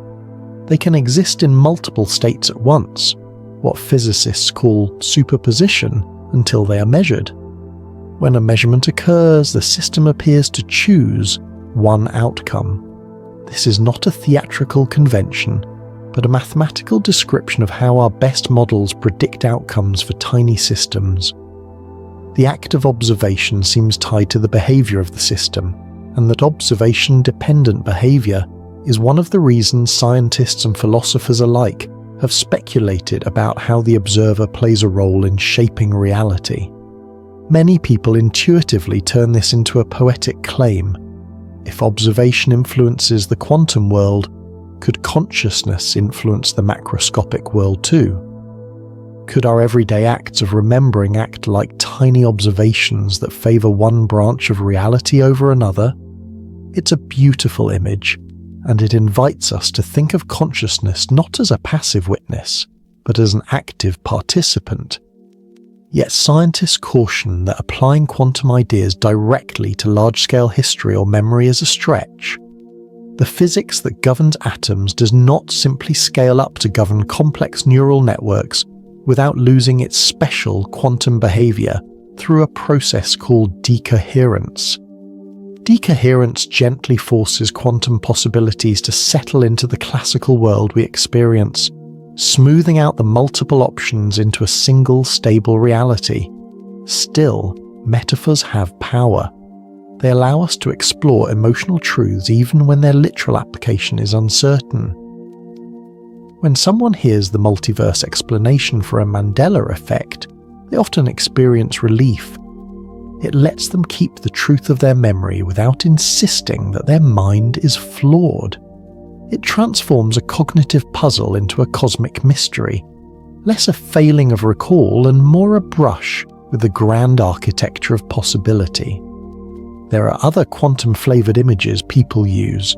Superposition can be pictured as a coin spinning in the air. Until it lands, both heads and tails are possible. The observer effect is like the act of looking at the coin mid-spin, influencing where it ultimately settles. In the context of memory, some imagine that memories exist in fuzzy superpositions until the moment we recall them, and that our act of remembering collapses the memory into a single, definite version. If different people collapse the same fuzzy memory in different ways, their recollections diverge. This idea, poetic and calming, frames memory as an active process tied to attention and intention. Yet for those who prefer scientific rigour, there are sobering cautions. Quantum interpretations do not yet provide a practical mechanism for macroscopic timeline shifts. The many-worlds idea, while mathematically coherent for quantum systems, does not offer an easy way to jump between branches. Even if branching universes exist, there is no evidence that human consciousness can cross from one branch to another. Physicists ask for testability. Can a theory make predictions that could, in principle, be falsified? Multiverse ideas often sit outside that practical testability, which is why many scientists treat them as intriguing possibilities rather than established facts. There's also a philosophical dimension that draws people in. If the universe does branch into many possibilities, then every version of events is real somewhere. That notion expands the meaning of memory. Your remembered world exists, in a sense, in at least one corner of the cosmic tapestry. For some, this is a comforting reconciliation. For others, it raises existential questions about identity and responsibility. If all possibilities are realized, what does choice truly mean? We should also gently acknowledge the human stories that bring quantum metaphors into the realm of experience. Consider a woman who grew up certain that a particular childhood cereal box featured a smiling farmer with a hat. One afternoon, she sees an archive image without the hat. The discrepancy leaves her unnerved. A friend shares a multiverse explanation, and suddenly the woman breathes easier. The idea that another version of her childhood exists somewhere gives dignity to the memory she carries in her chest. Whether or not the multiverse is literally true, it offers a narrative that restores meaning to the feeling of dissonance. It reframes confusion as evidence of a grander cosmos rather than a failing of perception. That reframing is part of why quantum discussions persist in Mandela Effect conversations. They offer expansive, almost sacred stories that satisfy emotional needs. To belong to an unfolding mystery, to feel that personal memory matters on a cosmic scale, to imagine that the world is not entirely fixed, but alive with possibility. These imaginative moves are not scientific errors so much as human responses, ways of making sense of a world that often refuses simple explanations. As we listen now, take a gentle breath and let these images float by like lanterns on water. Appreciate both the mathematical elegance of quantum theory and the comforting narrative that multiverses supply. Hold the skepticism and the wonder side by side. It's possible to be scientifically cautious and spiritually curious at once. Both ways of looking bring value. The scientist's caution protects us from overreach, and the dreamer's imagination keeps our sense of awe alive. Soon, we will turn from the branching rivers of quantum thought to another powerful metaphor, the simulation hypothesis, where glitches are not cosmic branches but programmatic mirrors. We will step into that idea slowly, examining why it appeals so strongly and what it might mean for how we live. For now, let the idea of parallel realities settle like a soft, luminous tide. Mysterious, intriguing, and not yet claimed as proof or disproof, but a friend to the imagination. Chapter 10. The Simulation Hypothesis. Is it just a glitch? There's a quiet appeal to the idea that the world might be like a story run on a vast invisible machine. The simulation hypothesis imagines our reality as software, complex, layered, and occasionally buggy. It asks a gentle, unsettling question. What if the odd hiccups we call Mandela effects are not merely errors of memory, but small signs of a larger architecture at work? Tonight we'll walk through that thought slowly with softness and curiosity, honouring both the comfort it can bring and the doubts it raises. The simulation idea is simple in form and enormous in effect. Picture a child building a model city inside a diorama lit from above. The child arranges streets, places tiny houses, and watches small figures move. To the figures, their world seems complete and absolute. From the outside, though, the child can lift a roof, repaint a wall, or change the weather with a hand. The simulation hypothesis places us inside a far more sophisticated diorama, one possibly running on computations we can scarcely imagine. If someone up above edits a texture or updates a line of code, that tiny change could ripple down and feel to us like a memory that no longer matches the present. A missing monocle, a subtly changed logo, a shifted line in a movie. Perhaps these are like textures repainted between saves. Why does this idea captivate so many people? Part of its power is narrative elegance. It gives us a single, sweeping explanation for strange coincidences, shared false memories, and unshakable feelings of déjà vu. It reassures by making sense of anomaly. If the universe is a program, then bugs are normal. If the universe is software, then inconsistencies in memory might be like corrupted files or patches applied unevenly. The simulation story preserves the integrity of our subjective experiences. Your memory was real in a way, while offering an external reason for why the archive no longer matches the lived moment. They are thoughtful minds that take the simulation idea seriously in a philosophical, even scientific way. They point out that with the growth of computing power, it is not inconceivable that advanced civilizations could one day run highly detailed simulations of entire histories. If such simulations are possible, and if they would be created in great numbers, the argument goes, then statistically it might be more likely that we exist in one of those simulated histories than in the single base reality. This reasoning is careful and mathematical in its origin, not a crackpot story spun in a late-night chat. Yet like all big ideas, it stretches beyond strict proof into speculation. Even so, the simulation hypothesis has limits and invites important questions. If we are in a program, who wrote it and why? Is the simulation running for research, entertainment, or something else entirely? More practically, can we test the idea? Science asks for predictions and experiments. Some theorists have proposed clever tests, searching for unusual patterns in cosmic rays or trying to find resolution limits to space itself, but no conclusive evidence has been found.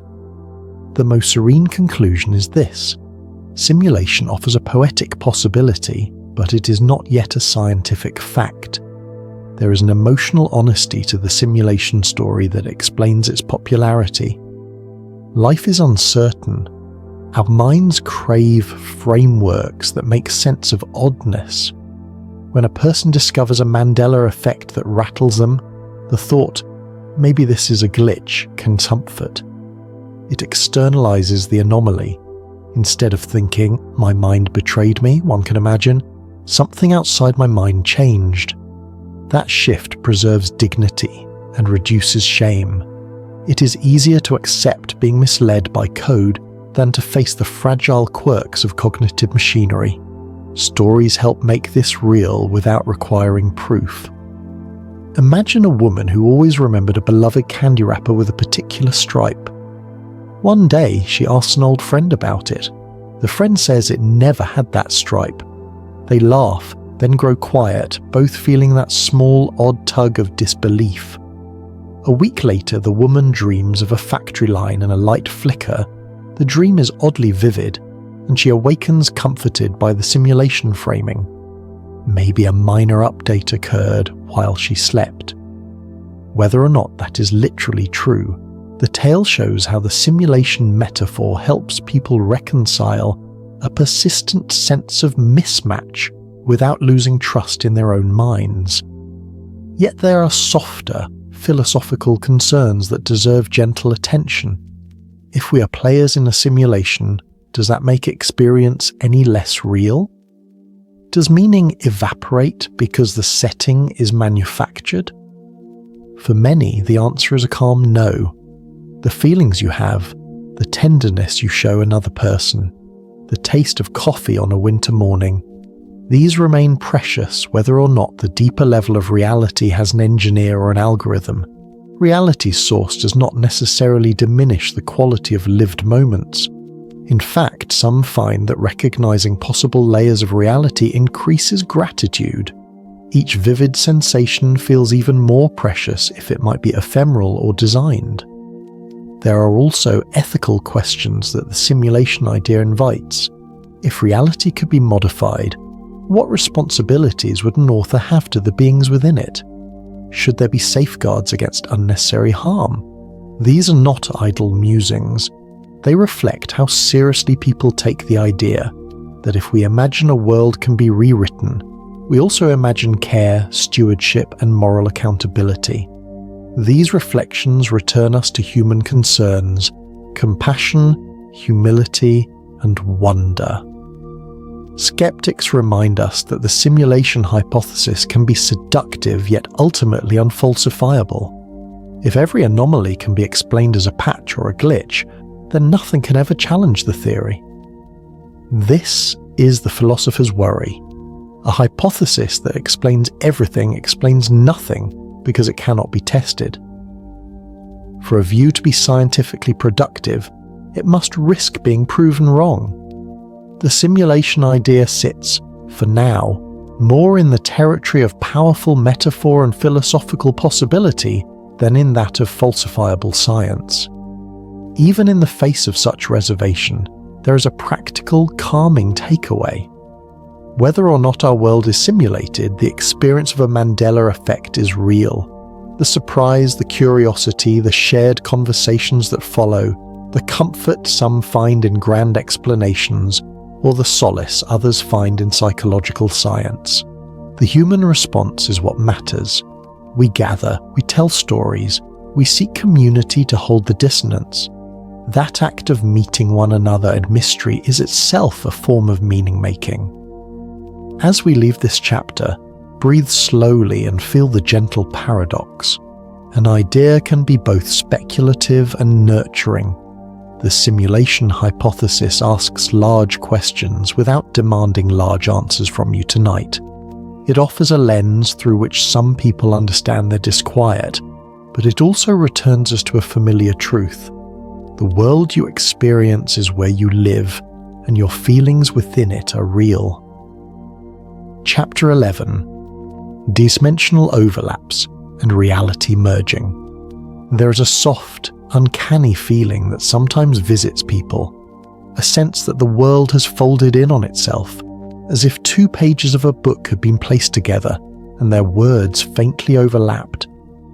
In some stories, that fold is brief, a small shimmer at the edge of perception. In others, it feels like a seam has opened and 2 slightly different versions of the same place have pressed against each other. Tonight, we move slowly through those stories and ideas, honoring how strange and gently unsettling they can be, and listening closely to what they reveal about the fragile line between memory and what we call reality. People who speak about dimensional overlaps often do so in a hushed tone because the experience feels private and at times dangerous to explain. They describe moments when familiar things are not quite familiar. A street sign with a different name, a childhood home with a door where there used to be a window, a song playing with slightly altered lyrics. These shifts are rarely dramatic. They are small, intimate edits to the texture of life, yet they carry a deep emotional weight. Imagine walking into your kitchen and finding the salt shaker moved by 1 centimeter. Alone, that would mean almost nothing. But if every detail that once anchored you is subtly altered, the world becomes slippery and your trust in it loosens. One kind of story people tell is the timeline slip. Perhaps you wake from a nap and notice a photograph in the living room that you swear wasn't there before. Or you remember a conversation with a colleague about a project that, when checked, has no record. The memory is vivid, the voice in your ear, the coffee steam, but the external record refuses to match. In some accounts, the changes are so precise that people can't help but check archives, search old receipts, or call friends to confirm. The more they search, the more the discrepancy stands alone, like a small stubborn stone in calm water. Another theme is overlapping realities during large energetic events. Some report that during storms, eclipses, intense meditative states, or major global events, the borders between what was and what is feel thinner. The world seems more malleable in those moments, as if the ordinary seams that hold daily life together loosen briefly. Whether this is metaphor or a literal shift is debated in quiet corners of conversations. Regardless, the subjective experience is powerful. people often describe feeling both awe and vulnerability. Awe at the sense of something larger touching the world. Vulnerability because the familiar map of life no longer feels entirely trustworthy. Across cultures and centuries, myths carry echoes of these ideas. Stories of layered worlds, heavens above, underworlds below, and subtle regions in between appear in many traditions. Ancient tales of overlapping realms often use poetic language to describe experiences that modern people might call déjà vu, prophetic dreams, or sudden inexplicable returns to a memory that never happened. These myths suggest that humans have always noticed the seams in reality and have tried to explain them with the language available at the time. Gods, spirits, cycles, rituals, and cosmic gates. Listening to those myths softly, we see a continuity. People have always felt that reality can be porous. There are gentle modern accounts that read like folklore for our age. A woman visiting her childhood town noticed that a small shop had changed location in her memory. It was as if an entire block had slid a few feet down the street. She asked neighbours, checked property records, and found no evidence that the shop had moved. Over time, she came to accept the mismatch as part of her life's texture, a crease in history she could feel but not document. Rather than grow anxious, she began to tell the story to friends, who listened with a mixture of curiosity and comfort. Her tale did not demand explanation. It offered a soft mystery, a reminder that not every mismatch needs fixing. Some people interpret these moments as literal overlaps of dimensions or timelines. They imagine parallel layers of reality coexisting close enough that, for a breath, they touch. In that model, the world is not a single film strip, but a handful of nearly identical reels lying side by side. Occasionally, through unknown causes, a slit appears and the reels briefly imprint on one another. The imprint is small, a word here, a colour there, but it is enough to unnerve the mind that anchors itself in continuity. For those who hold this view, the Mandela Effect becomes evidence of the world's multi-layered architecture, fingerprints left by neighbouring worlds. Other people find metaphors of energy and frequency more persuasive. They imagine each version of reality as vibrating at a slightly different pitch. When the local environment's energy shifts, through human emotion, solar activity or other factors, the pitch can change enough for one reality to slide closer to another. This shift is not loud. It is like tuning a radio. When the dial catches a near frequency, two stations overlap for a moment, and you hear a blended sound. In this soft image, timeline slips are not violations, but moments of resonance, brief harmonies between almost identical worlds. Skeptics remind us to consider psychological and social explanations, memory errors, suggestion, and the way stories amplify each other. These are real and often sufficient reasons for many Mandela Effect instances. Yet even skeptics acknowledge that the subjective experience, the feeling of a seam or a slip, is itself meaningful. Whether the cause is neurological, cultural, or metaphysical, the experience changes how people relate to the world. It can prompt humility, curiosity, and a renewed interest in how fragile our sense of continuity really is. There are also reports that add texture without claiming spectacle. People sometimes recount waking from a dream that continues into their waking day, adding details that never existed before.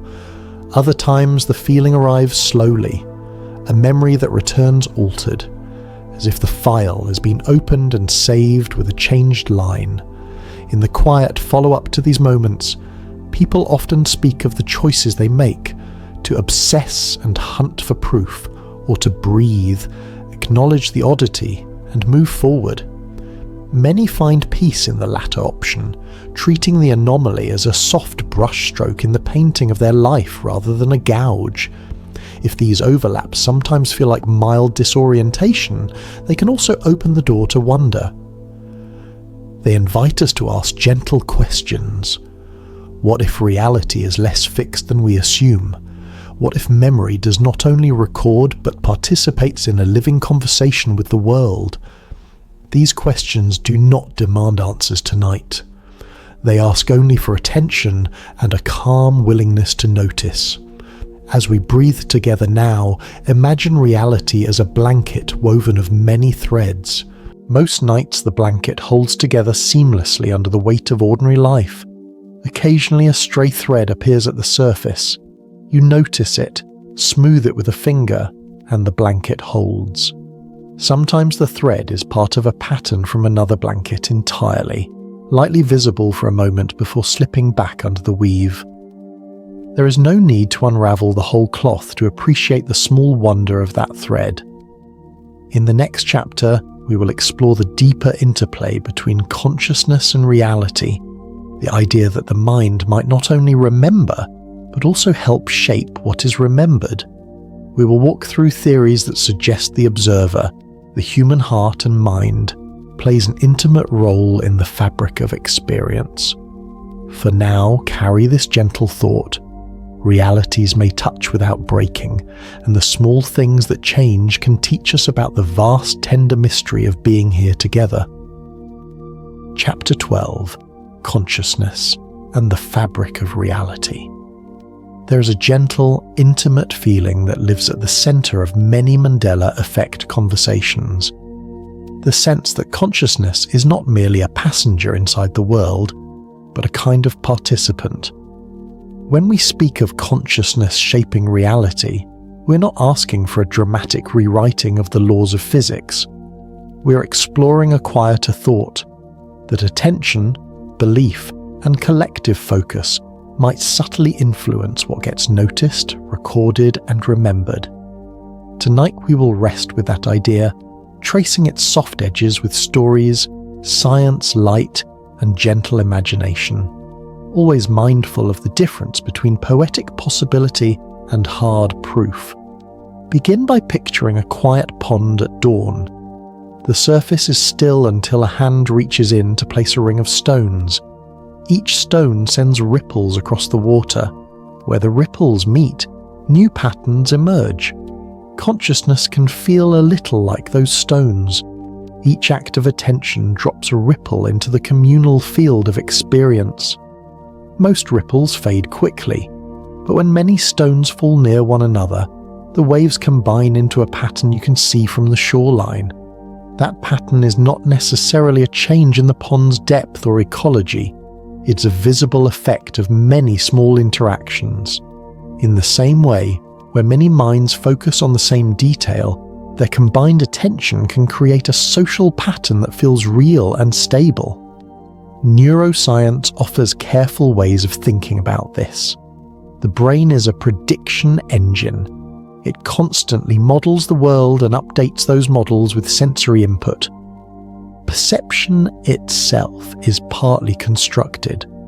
The brain infers a coherent scene from incomplete signals.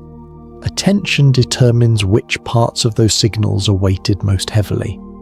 If enough people attend to the same reconstruction, it becomes culturally reinforced and easier for individuals to experience it as real. This is not mystical, it's a sophisticated, observable property of how networks of brains and the societies they form tune and retune shared models of the world. There are formal theories of consciousness that explore different ways the mind might relate to reality. Some propose that consciousness is an emergent property of complex information processing. Others suggest that it is more fundamental, present in varying degrees throughout nature. These philosophical ideas have names like panpsychism, which gently suggest that mind-like qualities could be a ubiquitous feature of matter, or integrated information perspectives that emphasize how tightly unified experience becomes as information is bound together.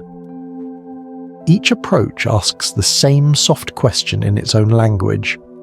What is the precise relationship between experience and the world experienced?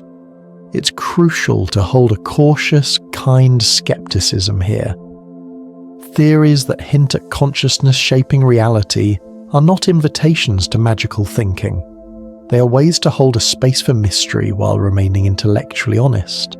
The brain's capacity to construct meaning combined with the social dynamics of shared attention is already powerful enough to explain many Mandela Effect experiences without invoking cosmic rewriting. Yet acknowledging that power, the way minds can make certain things feel resolute simply through shared belief and focus, is itself illuminating and consoling. There are small human stories that show how potent attention can be. A neighborhood once rallied to remember a local mural that had been painted by children decades earlier. Year after year, they told stories of the mural's colors and the exact scene it depicted.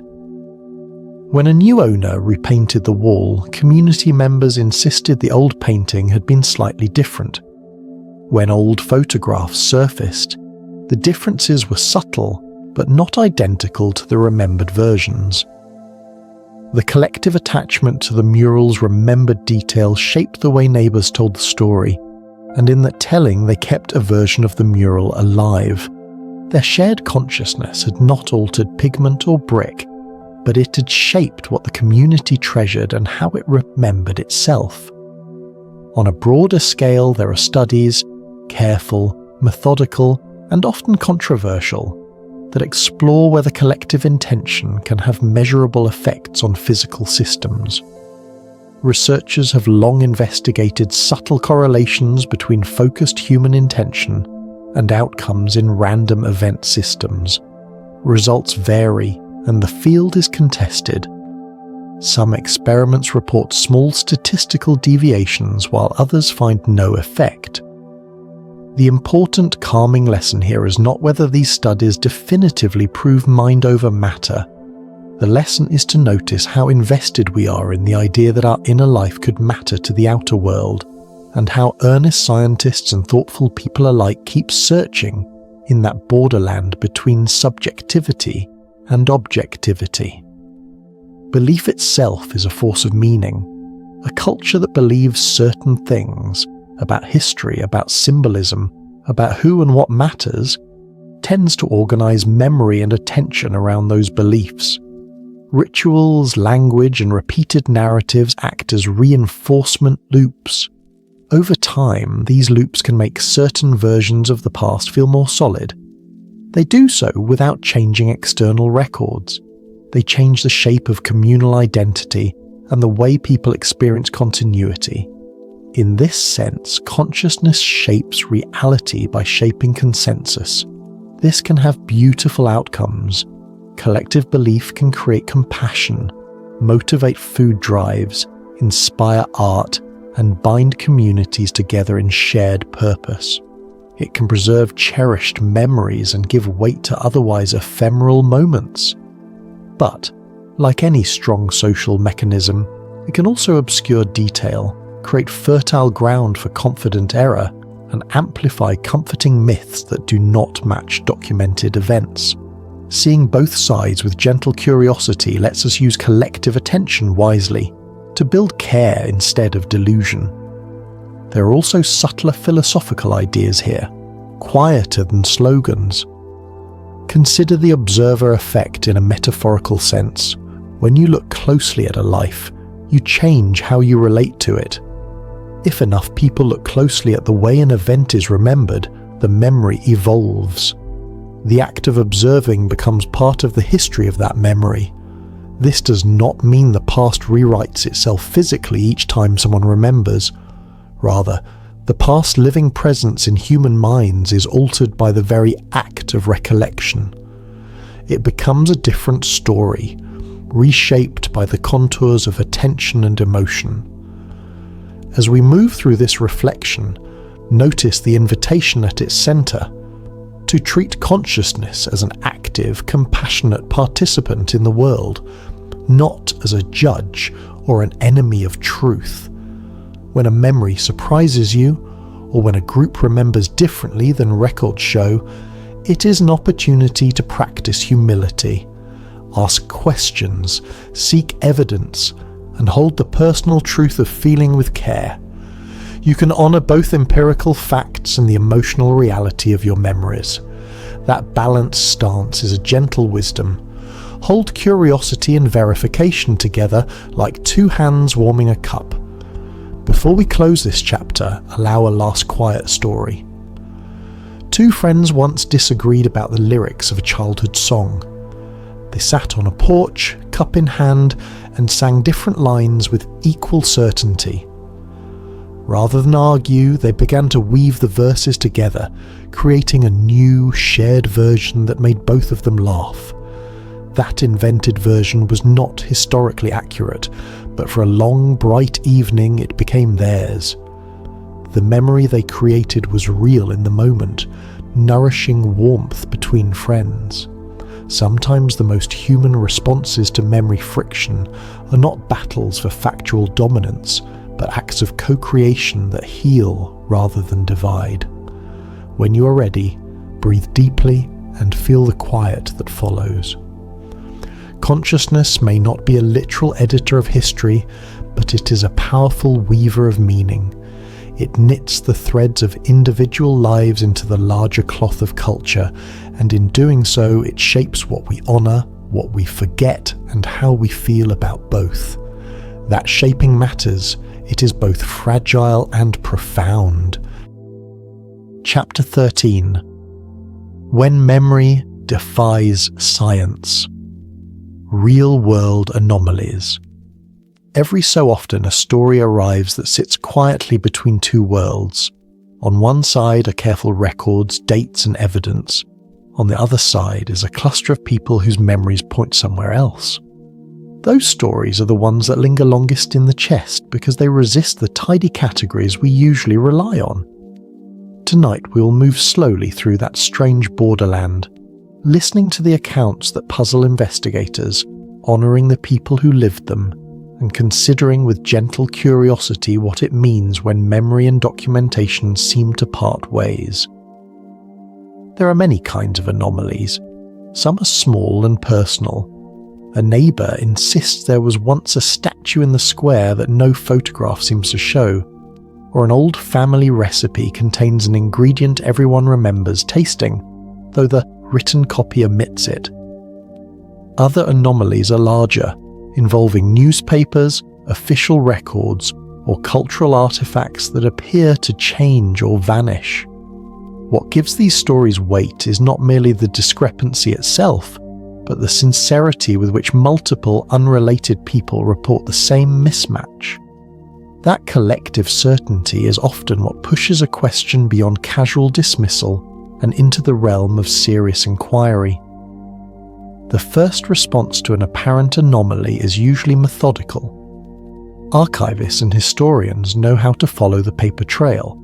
Examine primary sources, check microfilm, verify publication dates, look for contemporaneous mentions, and trace the provenance of objects.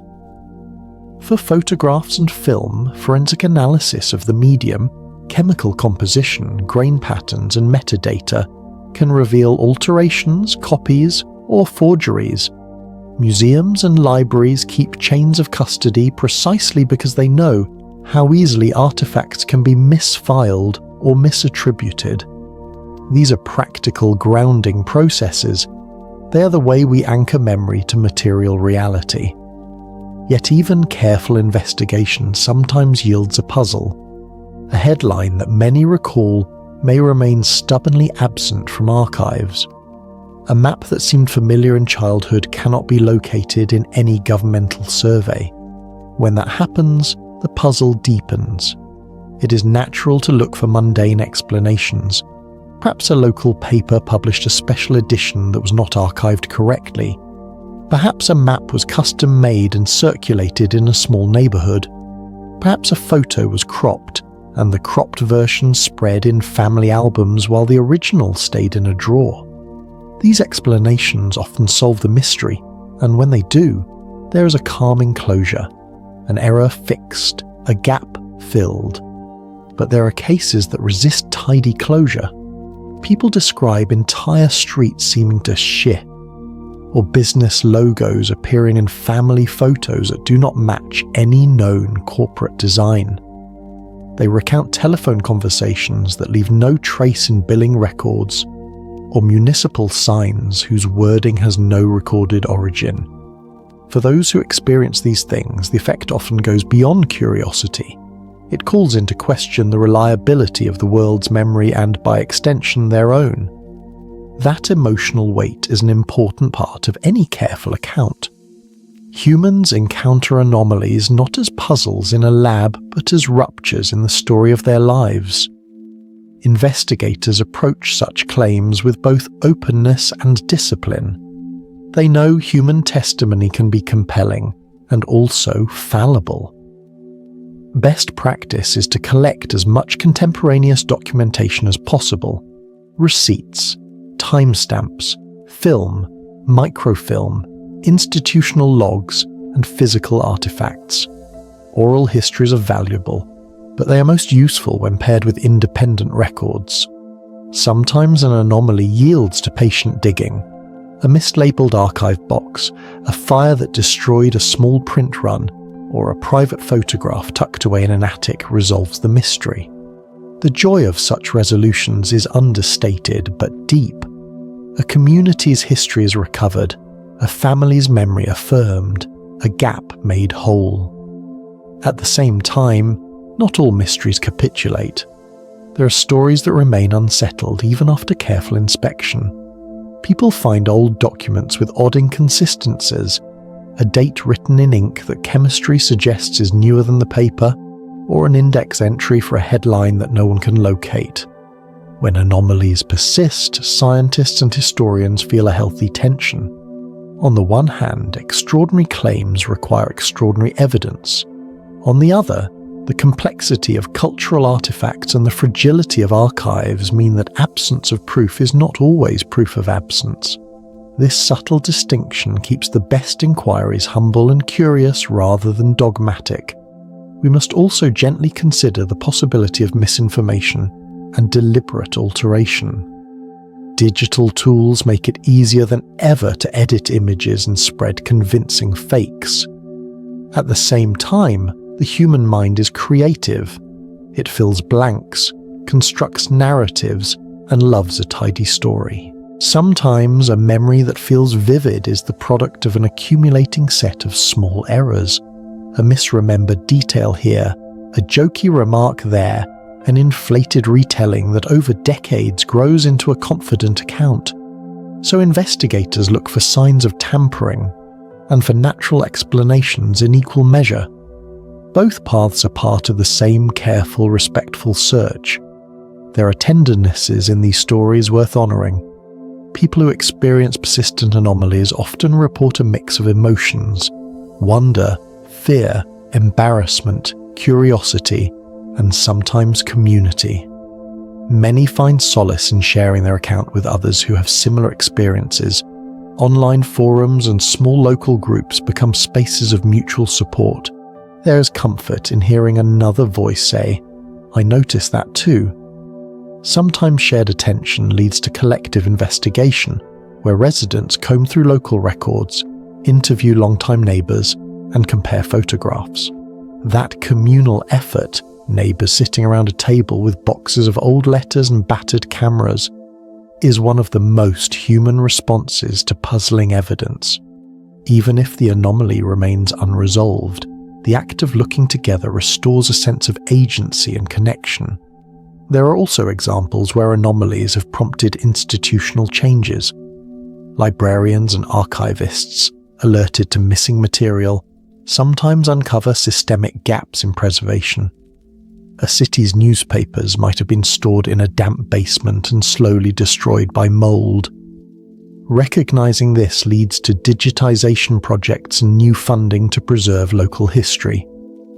In that way, the discomfort of an anomaly can yield a practical, beneficial outcome: better care for memory's physical traces for the benefit of future generations.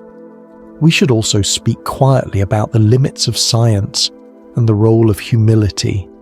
Science is a method for investigating the world, not a repository of all answers. When a claim resists empirical resolution, it is not necessarily an invitation to supernatural speculations. It is, however, an invitation to curiosity and continued inquiry. Good science welcomes anomalies as opportunities. They are where models are tested and where learning happens. The right response is both skeptical and open-minded. Test, document, repeat, and remain willing to revise hypotheses. For those who feel unsettled by contradictions between memory and record, there are gentle practices that help.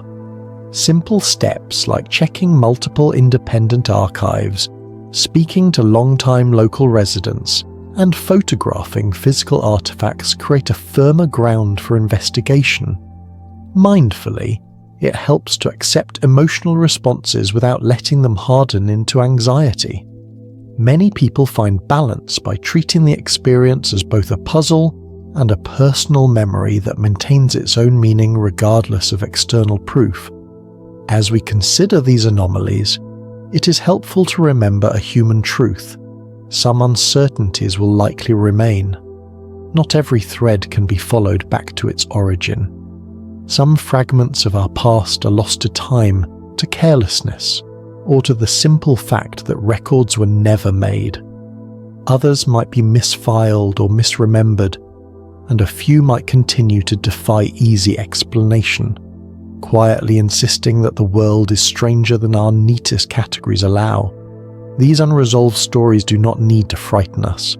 They can be invitations to humility and wonder, reminders that the world contains more texture than fits into our current theories. They ask us to be careful with our assertions, tender with our fellow humans, and persistent in our search for evidence. They call us to be both rigorous and compassionate investigators of the past. Tonight, as you breathe, imagine a long table scattered with photographs, letters, and cups of tea. People sit around it, sorting the fragments of memory with gentle hands, comparing notes and laughing at small misrecollections. Some mysteries are solved by morning light. Others remain, beautiful and strange, like constellations whose shape shifts depending on where you stand. There is solace in the company of those who care enough to look. In the next chapter, we will move from anomalous mysteries to the neuroscience that underpins perception and false recognition. We will explore the brain's architecture, temporal lobe activity, and the ways in which neural processes can create vivid, divergent experiences of the same world. For now, hold this soft balance. Mysteries may persist, but our curiosity combined with careful inquiry is the best companion we have. Chapter 14. The Neuroscience of Alternate Realities. There is a quiet, humble miracle in the way brains turn the rushing world into a calm, continuous life. Our nervous system takes noise, light, sound, touch, and weaves it into the soft story we carry around inside our heads.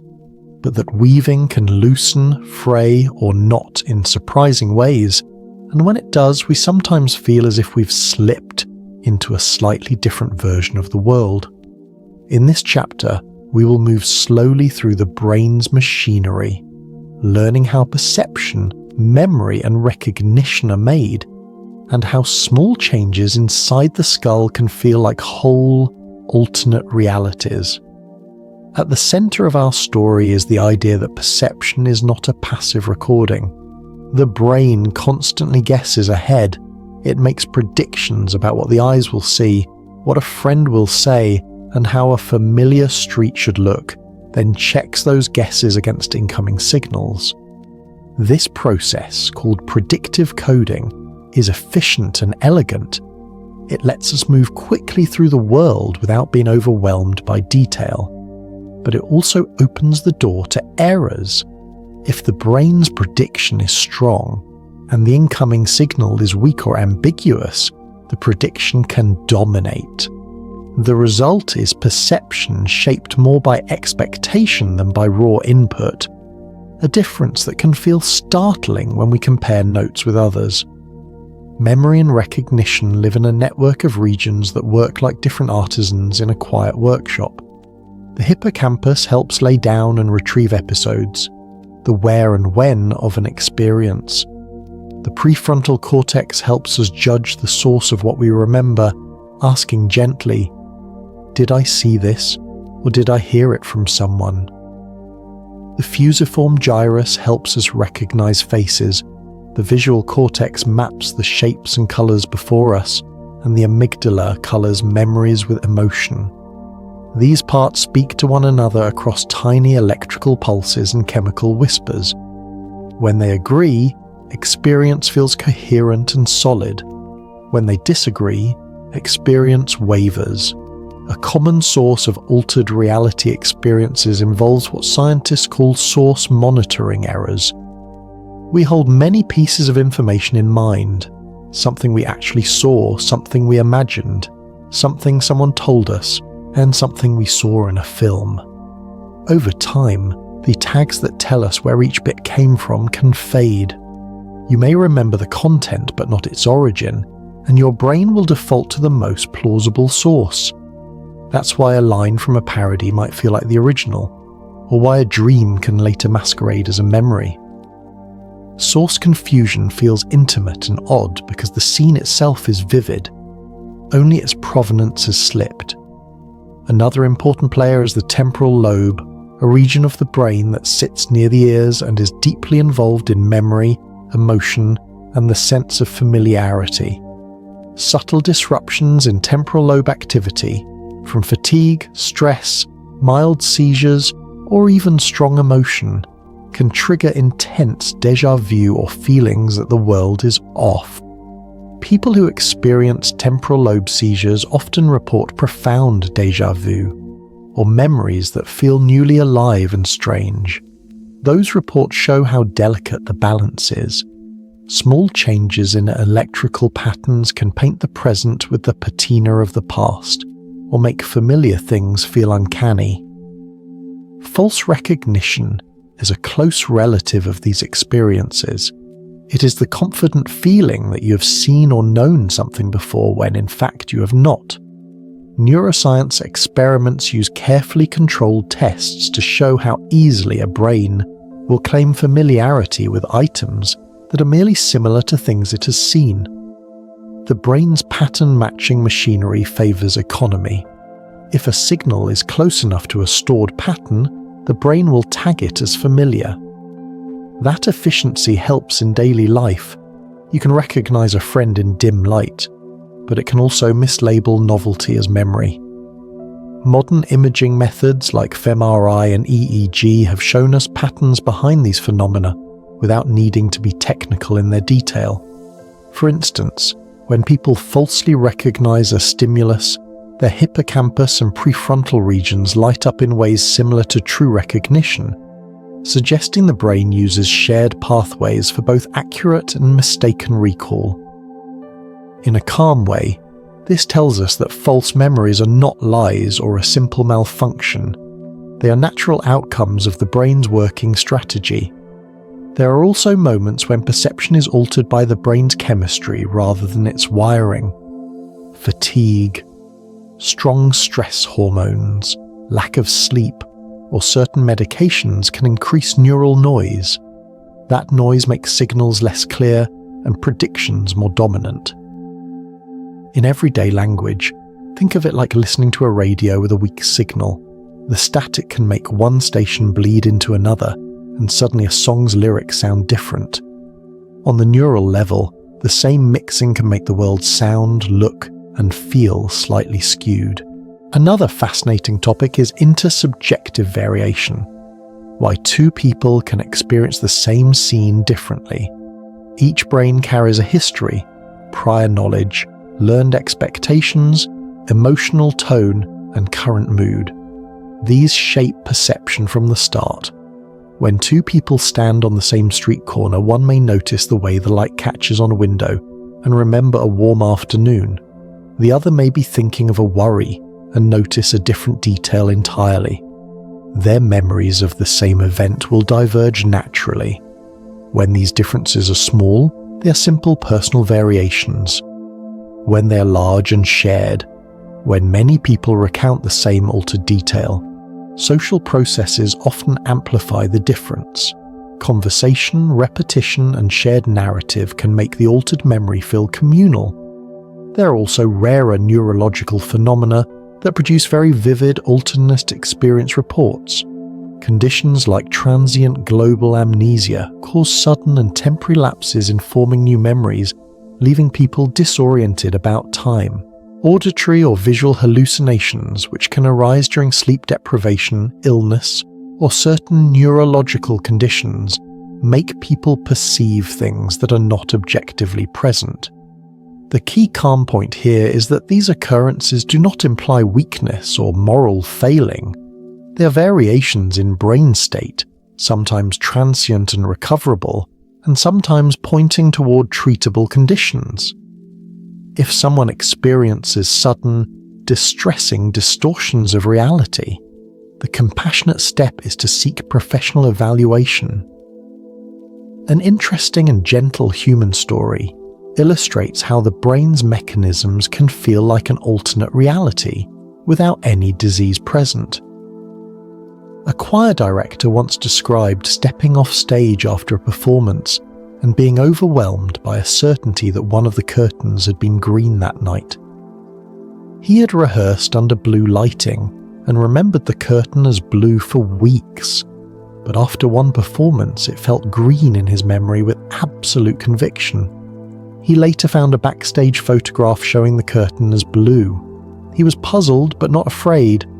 Over time he realized that his expectation, the theatre's mood that night, and the shared excitement of the concert had combined to tint his memory. That personal shift felt profound in the moment, but with time and reflection, it became a tender example of how context and emotion color our recollections. Neuroscience teaches us a gentle humility. Brains create realities that are useful, meaningful, and usually trustworthy, but not infallible. That fallibility is not something to fear, it is something to respect. It invites us to corroborate important facts, to hold our certainty lightly, and to be kind when others hold memories that conflict with ours. It also invites curiosity. Discrepancies between memory and record are opportunities to learn about the brain, about social life, and about the ways in which meaning is made. Finally, the question we began with, can two people literally see different versions of the same world, can be answered calmly and clearly. In the most basic sense, yes. Each brain constructs its own version of reality based on unique inputs and history. In most cases, those versions overlap enough that life runs smoothly. Occasionally, due to attention, emotion, expectation, or neural state, those versions diverge. When thousands diverge in similar ways, social and cognitive mechanisms explain how a shared alternate memory can form. When a single person diverges dramatically, neural or psychological factors may be involved. Both possibilities are natural outcomes of the brain's way of working. As we close this chapter, take a slow breath and rest with the knowledge that your brain is a brilliant, fallible artist. Its mistakes are not betrayals, they are part of its craft. When memory slips, when déjà vu arrives, or when the world momentarily feels stranger than it should, there is no shame in curiosity. Ask gently, seek evidence with care, and be tender with yourself and others. The brain's capacity to create rich inner worlds is part of what makes human life deeply meaningful, even when those worlds do not line up perfectly. Chapter 15: Dreams, Memory, and the Blurred Boundaries of Awareness. There is a hush that descends when we talk about dreams, a soft, private theatre where our minds rehearse images, feelings, and pieces of story that rarely make sense on first hearing. Dreams feel like another country we visit each night, and sometimes the postcards we bring back slip seamlessly into the narratives we carry by day. In this chapter, we will move gently through the relationship between dreaming and waking memory, exploring how the two mingle, why dream content sometimes becomes indistinguishable from real events, and what that mixing teaches us about the fragile boundary between remembering and imagining. Begin with the nightly rhythm. After the day ends, the brain does not simply shut off. It cycles through stages of sleep, and each stage plays a role in how experiences are processed and stored. As we sink into deeper sleep, the brain begins sorting and consolidating the day's impressions. In REM sleep, the stage most commonly associated with vivid dreaming, networks of emotion, memory, and sensory imagery come alive and converse with one another. The hippocampus and neocortex trade information. Traces of the day are stitched into older patterns, sometimes woven together into new strange tapestries we call dreams. That weaving is not random. It often mixes recent concerns, emotional residues, and bits of long-forgotten knowledge into symbolic narratives. Because dreams draw on fragments of real experience, they often feel personal and convincing. The smell of a childhood kitchen might appear in a dream, accompanied by a voice you once loved. The brain, in the act of consolidating memories, is not concerned with archival fidelity. It is aiming for integration, meaning, and emotional balance. A dream that weaves together a neighbour's laugh with a line from an old movie may serve the mind's purpose even if it never literally happened. That creative recombination is vital for emotional processing. It helps us rehearse possibilities, process grief, and resolve loose threads of feeling. But it also allows dream content to masquerade later as a memory.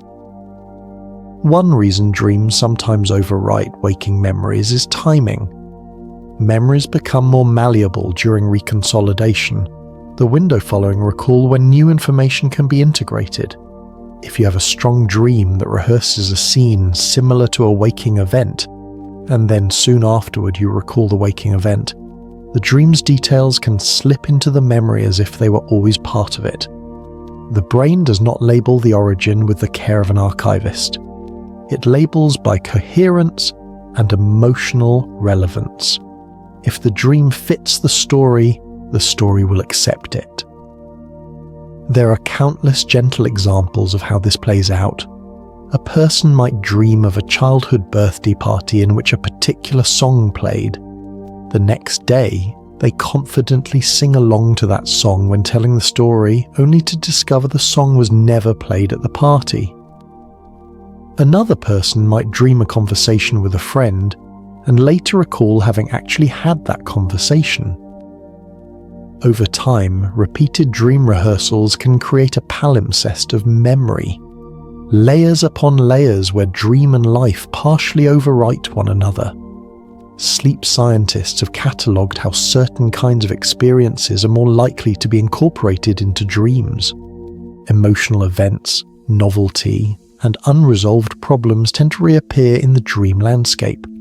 That is why intensely personal, emotional items are most likely to be misattributed later.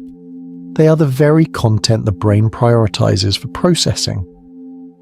Dreams often feel true because the feelings they invoke are real. The memory that survives may be accurate in emotion, but flexible in detail. There are also mechanisms in waking life that cause dream content to be mistaken for reality. Source monitoring errors, which we discussed earlier, make it difficult to remember where a piece of information came from. When you remember a specific image or phrase, your brain may access the content but not the tag that says whether it was dreamed, imagined, read, or observed. Without that tag, your memory may default to the most plausible origin. If the dream is vivid and emotionally resonant, it is easy for the memory system to accept it as an actual event. Sleep deprivation and stress exacerbate this mixing. When the brain is tired, its ability to maintain clear source tags diminishes. Fatigue increases neural noise and reduces the quality of encoding and tagging, so dreamlike intrusions into waking memory become more likely. That is one reason why intense, confusing memory experiences often follow long nights, travel, or periods of high emotional strain. The culture around dreams also shapes how they are integrated into memory. If a community takes dreams seriously, if dreams are routinely shared, interpreted, and discussed, then dreams are rehearsed publicly and become part of the social record. When friends gather and trade dream stories, the shared retelling can transform private dreams into communal narratives.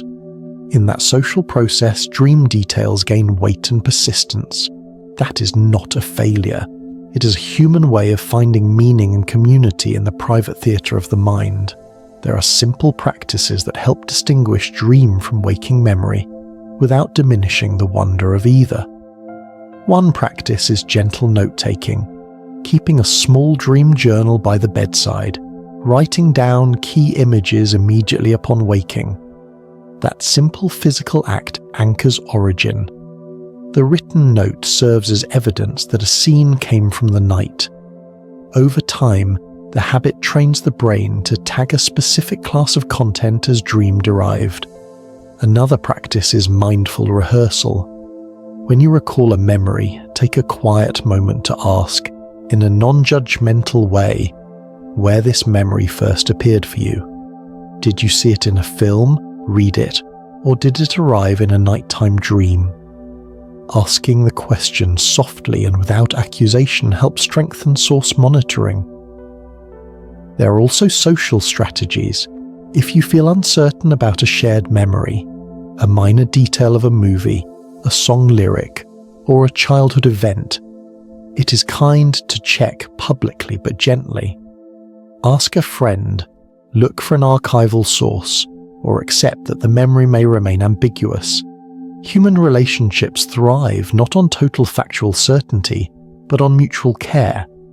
If a misremembered detail is not consequential, letting it rest in the shared warmth of storytelling is often the healthiest choice. Dreams can also be harnessed creatively. Some artists, scientists, and writers have used dream rehearsal to explore ideas, solve problems, and access unusual combinations of images that lead to innovation. The brain's natural capacity to blend disparate elements is a resource when intentionally engaged. Keeping a gentle, curious relationship to dreams, recording them, playing with their imagery in waking life, can transform potential confusion into creative fuel. There are darker edges too, and they deserve calm attention. For some people, the intrusion of dream content into waking life can be distressing, frequent, or disorienting. When dreams become persistently confusable with waking memory, or when they trigger anxiety and dysfunction, it is wise to consult a clinician. Sleep specialists, neurologists, and psychologists can assess sleep architecture, rule out disorders like REM behavior disorder or narcolepsy-related phenomena, and offer practical interventions like sleep hygiene, therapy, or medication when needed. The compassionate approach is to treat distress with curiosity and professional care rather than shame. The Mandela Effect often touches this borderland because dreams are one powerful source of shared misremembering. A detail first imagined by one person can be inadvertently rehearsed by others through conversation, suggestion, or a viral meme. Once the detail circulates, it feels less like private dream mistake and more like a public fact, especially when repeated with emotional conviction.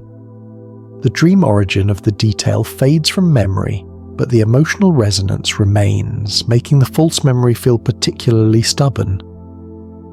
There is something tender in all of this. Our minds do their best nightly to make sense of a complex life, and their creative solutions sometimes blur the line between dream and history.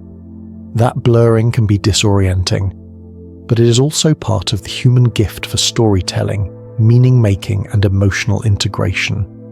Dreams are working for us even when we cannot fully track how they touch daylit memory. As you rest with these thoughts, Imagine the dream journal at your bedside like a soft, helpful friend. It does not accuse, it simply records. Let the idea sit lightly. Dreams are both private theatres and shared tapestries. They are places where the brain practices being alive. Sometimes the practice leaves traces that feel like memory. Sometimes those traces become communal through the simple, human acts of telling and listening. Soon we will continue into our next chapter, where we examine mass delusions, myths, and the long history of collective belief systems. How groups up to whole societies can come to hold beliefs that diverge from documented events, and why that matters for understanding the Mandela Effect. For now, breathe slowly and let the gentle mystery of nighttime do its quiet work inside you. Chapter 16. Mass delusions, myths, and collective belief systems. There is a slow, living rhythm to how groups of people hold ideas, a rhythm that can give shape and comfort, or else sweep like wind across dry grass. When many minds share a story, that story becomes more than a fact. It becomes a part of identity, a map for meaning, a way to make sense of uncertainty. In this chapter, we'll move gently through the long human history of collective belief, the ways whole communities can come to hold convictions that diverge from recorded events, the social and psychological forces that sew those beliefs together, and how the Mandela Effect fits into this ancient pattern as a modern kind of myth. People have always told stories to explain what they cannot easily control. Stories about gods, spirits, omens, and miracles helped communities cope with storms, illness, and sudden loss. Over time, these stories settled into rituals and symbols, images repeated at markets, songs sung at hearths, and through repetition they grew fixed in the group's memory. Myths are not merely falsehoods, they are living tools that carry values, offer comfort, and create cohesion. They answer the human hunger for meaning when facts feel cold or fragmentary. Mass delusions belong to the same family of human phenomena, but they move in a different key. A mass delusion arises when a whole community shares a belief that stands up poorly to outside evidence, yet continues to feel true within the group. These events can happen quietly or erupt suddenly. Sometimes they grow during times of stress and uncertainty, when people search for reasons and find each other's signals of certainty reassuring. When fear or anxiety is high, rumour travels faster, and the social need for explanation makes people more accepting of unnatural narratives. There are many forms these collective beliefs have taken over the centuries. Some are religious visions that change the course of a community. Some are moral panics, waves of fear about imagined threats that sweep through towns and cities, changing laws and smashing reputations. Some are hopeful illusions, like rumours of a returning leader or a hidden treasure that sustain people through hardship. And some are more playful, folk tales and local legends that everyone knows and repeats, whether or not they actually happened. The mechanics behind these shared beliefs are part psychological, part social, and part cultural. On an individual level, humans are pattern-seeking animals. The mind prefers coherence. It finds comfort when scattered facts can be strung into a neat narrative. When a story fits emotionally, we tend to remember and retell it, not because the facts were rigorously checked, but because the story feeds a felt need. Emotion colours recall and makes repetition sticky. On a social level, belonging is a powerful glue. Communities reinforce their versions of the past through rituals, ceremonies, and everyday conversation. When a belief becomes part of a group's identity, dissent is not merely a factual correction. It can feel like betrayal. People naturally conform to the norms of their circle. Social proof, seeing others believe something, is one of the strongest cues for accepting an idea as true. Leaders and charismatic storytellers further accelerate this. A confident voice can turn rumour into conviction simply by narrating with authority and warmth. Media and technology are crucial amplifiers. Before the age of mass communication, stories spread by word of mouth, travelling slowly, mutating as they went. Now, a single post or broadcast can reach millions in moments. That speed is wonderful for connection, but also makes it easier for errors and sensational claims to take on the aura of truth. Emotional content travels well online. Algorithms reward what holds attention, not what is accurate.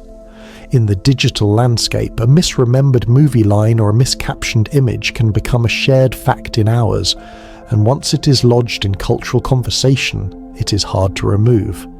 History offers many examples, gentle and dramatic, of how collective belief can weld itself to reality. There are times when a mistaken idea led to serious consequences. Communities acted on false reports.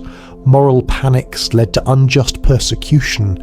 Entire neighbourhoods were gripped by rumours that later proved untrue. There are also times when collective belief created resilience. Hopeful myths gave people courage during hardship. Shared rituals helped societies recover after storms. The same mechanisms that make communities vulnerable to delusion can also knit them together in times of need. Why do myths persist even when evidence appears to contradict them? Part of the answer is that myths serve functions beyond truth status. They encode lessons, preserve identity, and sustain hope. A fact-checked correction can remove belief, but it does not erase the comfort or identity the myth provided. In that sense, correcting a myth without offering an emotional or communal replacement often fails. People are right to cling to what has soothed them. The gentle task for anyone interested in truth is to offer a kinder alternative than mere contradiction. The Mandela Effect fits into this pattern as a modern myth-making process. Instead of a village story passed around a hearth, the internet provides the hearth and the long table where millions gather. The phenomenon taps into the same human engines: pattern-seeking, emotion-driven recall, social reinforcement, charismatic narrators, and cultural memory anchors like logos and childhood media. Because these anchors are emotionally loaded, tied to childhood comfort and identity, the resulting shared misrememberings often feel especially intimate and stubborn. There are also social dynamics unique to the digital era that shape modern mass belief. Echo chambers, quick virality, and the blending of satire with sincere content. Parody, once local and obvious, can be clipped and shared without context until it becomes indistinguishable from the original. A confident claim posted by a popular creator can be accepted without fact-checking, because the social reward for being part of a community outweighs the effort of verification. Collective belief becomes a cultural practice as much as an epistemic mistake. Understanding these forces gives us soft but useful tools for responding. When you encounter a community convinced of a misremembered fact, the most effective approach is rarely to ridicule. Ridicule tightens identity. Gentle curiosity opens the door. Ask whether memory matters. Listen to the underlying feelings, nostalgia, loss, awe, and then offer evidence with compassion. Show archival sources when they matter, but also respect that lived memory carries its own kind of truth, emotional truth. People are more likely to update beliefs when new facts are presented in ways that acknowledge what the belief has meant to them. Education and media literacy help too. Teaching people, gently and practically, how memory works, how to check sources, and how to spot manipulation can slow the spread of false collective beliefs. Creating spaces where uncertainty is tolerated rather than mocked encourages healthy doubt and inquiry. In online communities, thoughtful moderation that favours respectful correction over shaming helps maintain both truth and social cohesion. There is also an ethical dimension to all this. When mass belief has real consequences, when rumours lead to harm, or when false memories are weaponized, societies must respond with care, investigation, and repair. That is a civic task, one that calls for institutions that preserve records, support investigation, and foster public education. Much of the gentle work of rebuilding trust happens at the local level. People checking archives, elders telling stories, schools teaching critical thinking, and media outlets practicing careful reporting. Finally, there is an element of wonder to hold. Human beings have always been storytellers, and stories are the threads that link generations. The fact that our stories sometimes diverge from material records does not make us failures. It makes us complex. It makes us human. The Mandela Effect, seen compassionately, is a mirror. It shows how memory, culture, and technology come together to create shared worlds. It asks us to be careful with facts, kind with feelings, and ever curious about how our collective life is woven. As you rest with that image, imagine a town square at dusk where people gather to tell the day's tales. Some stories are accurate retellings, some are embellished, some are parables. All of them do work. They teach, comfort, warn, and bond. The task for a thoughtful community is to hold the stories lightly, to check the important ones, and to cherish the human warmth they provide. In the balance, we find both truth and tenderness. Chapter 17. Could technology be changing memory? There is a quiet companion that walks with almost everyone now. A small glowing rectangle, a cloud that stores our photos, calendars that remember appointments for us, maps that point the way when our sense of direction stumbles. Technology has become a partner in remembering. It holds our receipts, reminds us of birthdays, and collects the images that colour our private histories. That partnership is mostly kind and useful. Yet it also nudges the shape of memory in new ways, gently altering how we encode, store, and retrieve the small facts that make up a life. In this chapter, we will move slowly through that landscape, noticing both the gifts and the shadows of living with machines that remember for us. Think for a moment of the simple act of forgetting a phone number. Once upon a time, those lines of digits lived in our heads. We practiced them until they fit into muscle and memory. Now we save them in contacts and rarely repeat them aloud. This is an example of cognitive offloading, the practice of letting external systems carry information so our minds can be free for other tasks. Offloading is efficient. It frees attention for creativity, relationships, and problems that need flexible thought. But it also means that certain mental skills are exercised less often. When the scaffold is taken away, a dead battery, a lost device, we sometimes feel a flinch of vulnerability, a realization that our internal store of facts has thinned. The way we photograph our lives is another quiet influence. Cameras once captured occasional family moments. Now they record everything. We document meals, sunsets, receipts, and tiny gestures. That abundance changes what we remember. Memory researchers have found that when we know an image exists digitally, our brain may invest less in encoding the moment fully. The photograph becomes a stand-in for the memory itself. The comfort of a captured image is real. You can revisit the pixels and the metadata, but the lived richness, the smell and touch of an instant, sometimes softens as a result. Our recollections become tethered to files, thumbnails, and timestamps rather than to feeling. Search engines, archives, and instant fact-checking are gentle teachers of humility. They let us verify what we remember in seconds. That service is wonderful. It brings clarity and correction when needed. But it also changes how we store knowledge. Why memorize the capital of a country when you can look it up? Why practice multiplication when a calculator is in your pocket? There is a practical benefit in delegating slow recall to superfast tools, and yet the delegation shapes mental habits. Pattern recognition, mental arithmetic, and encyclopedic memory, once cultural treasures, are exercised differently in an age of constant lookup. Social media and the attention economy add another layer. We live in environments designed to capture focus and reward quick engagement. When memories are rehearsed on platforms that value immediacy and emotion, certain recollections amplify while others fade. A striking image or a short, vivid anecdote spreads quickly and becomes a communal anchor.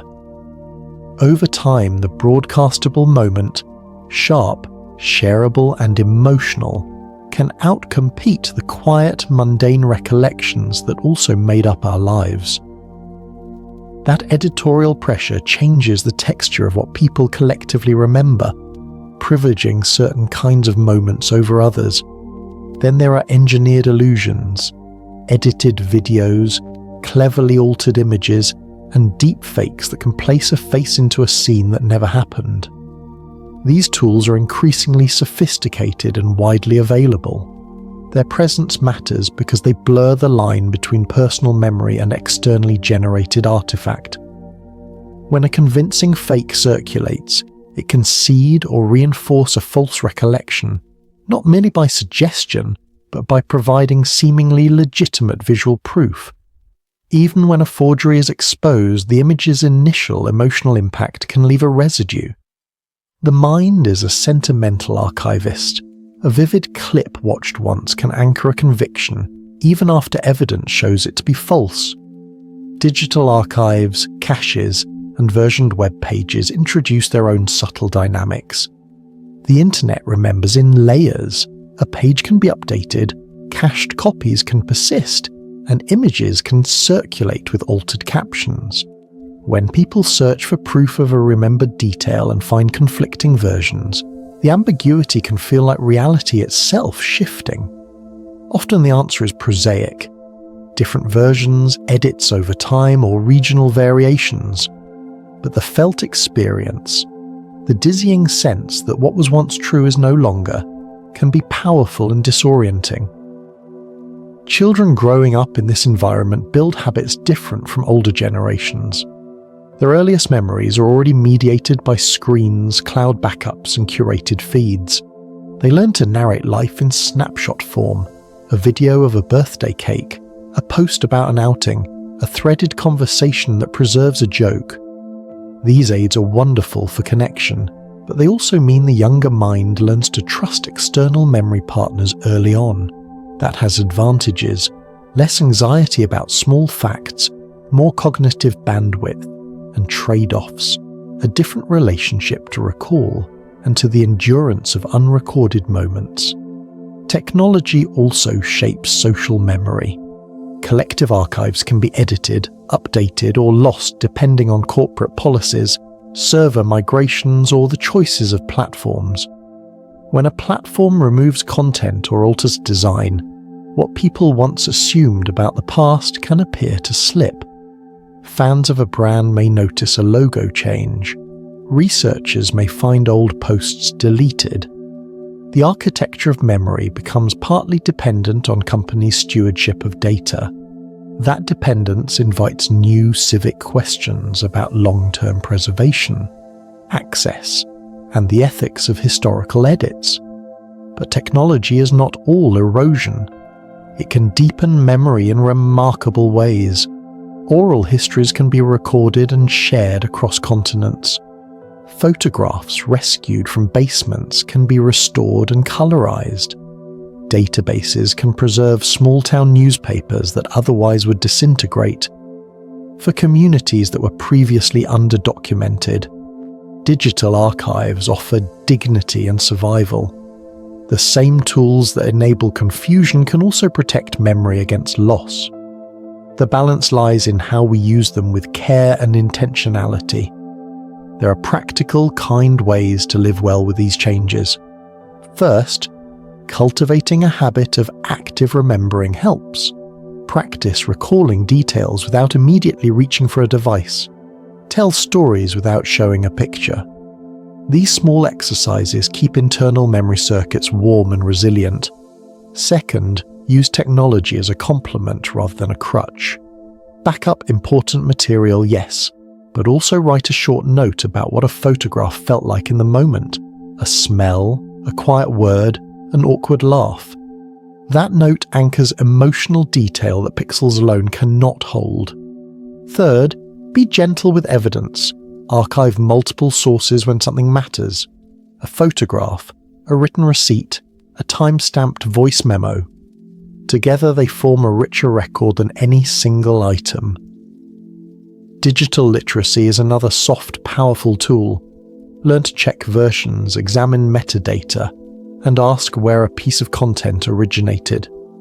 When you discover a memory mismatch, investigate with curiosity rather than alarm. Ask whether different editions, regional variations, or marketing changes might explain the gap. That investigation often restores calm and reveals ordinary causes where mystery had seemed thick. Community practices also help. Encourage local archiving projects, support libraries and municipal efforts to digitize records, and teach younger people how to preserve context alongside images.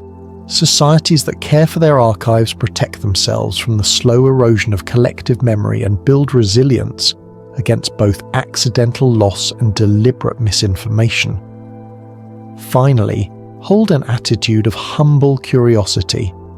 Technology gives us unprecedented power to record, to share, and to find.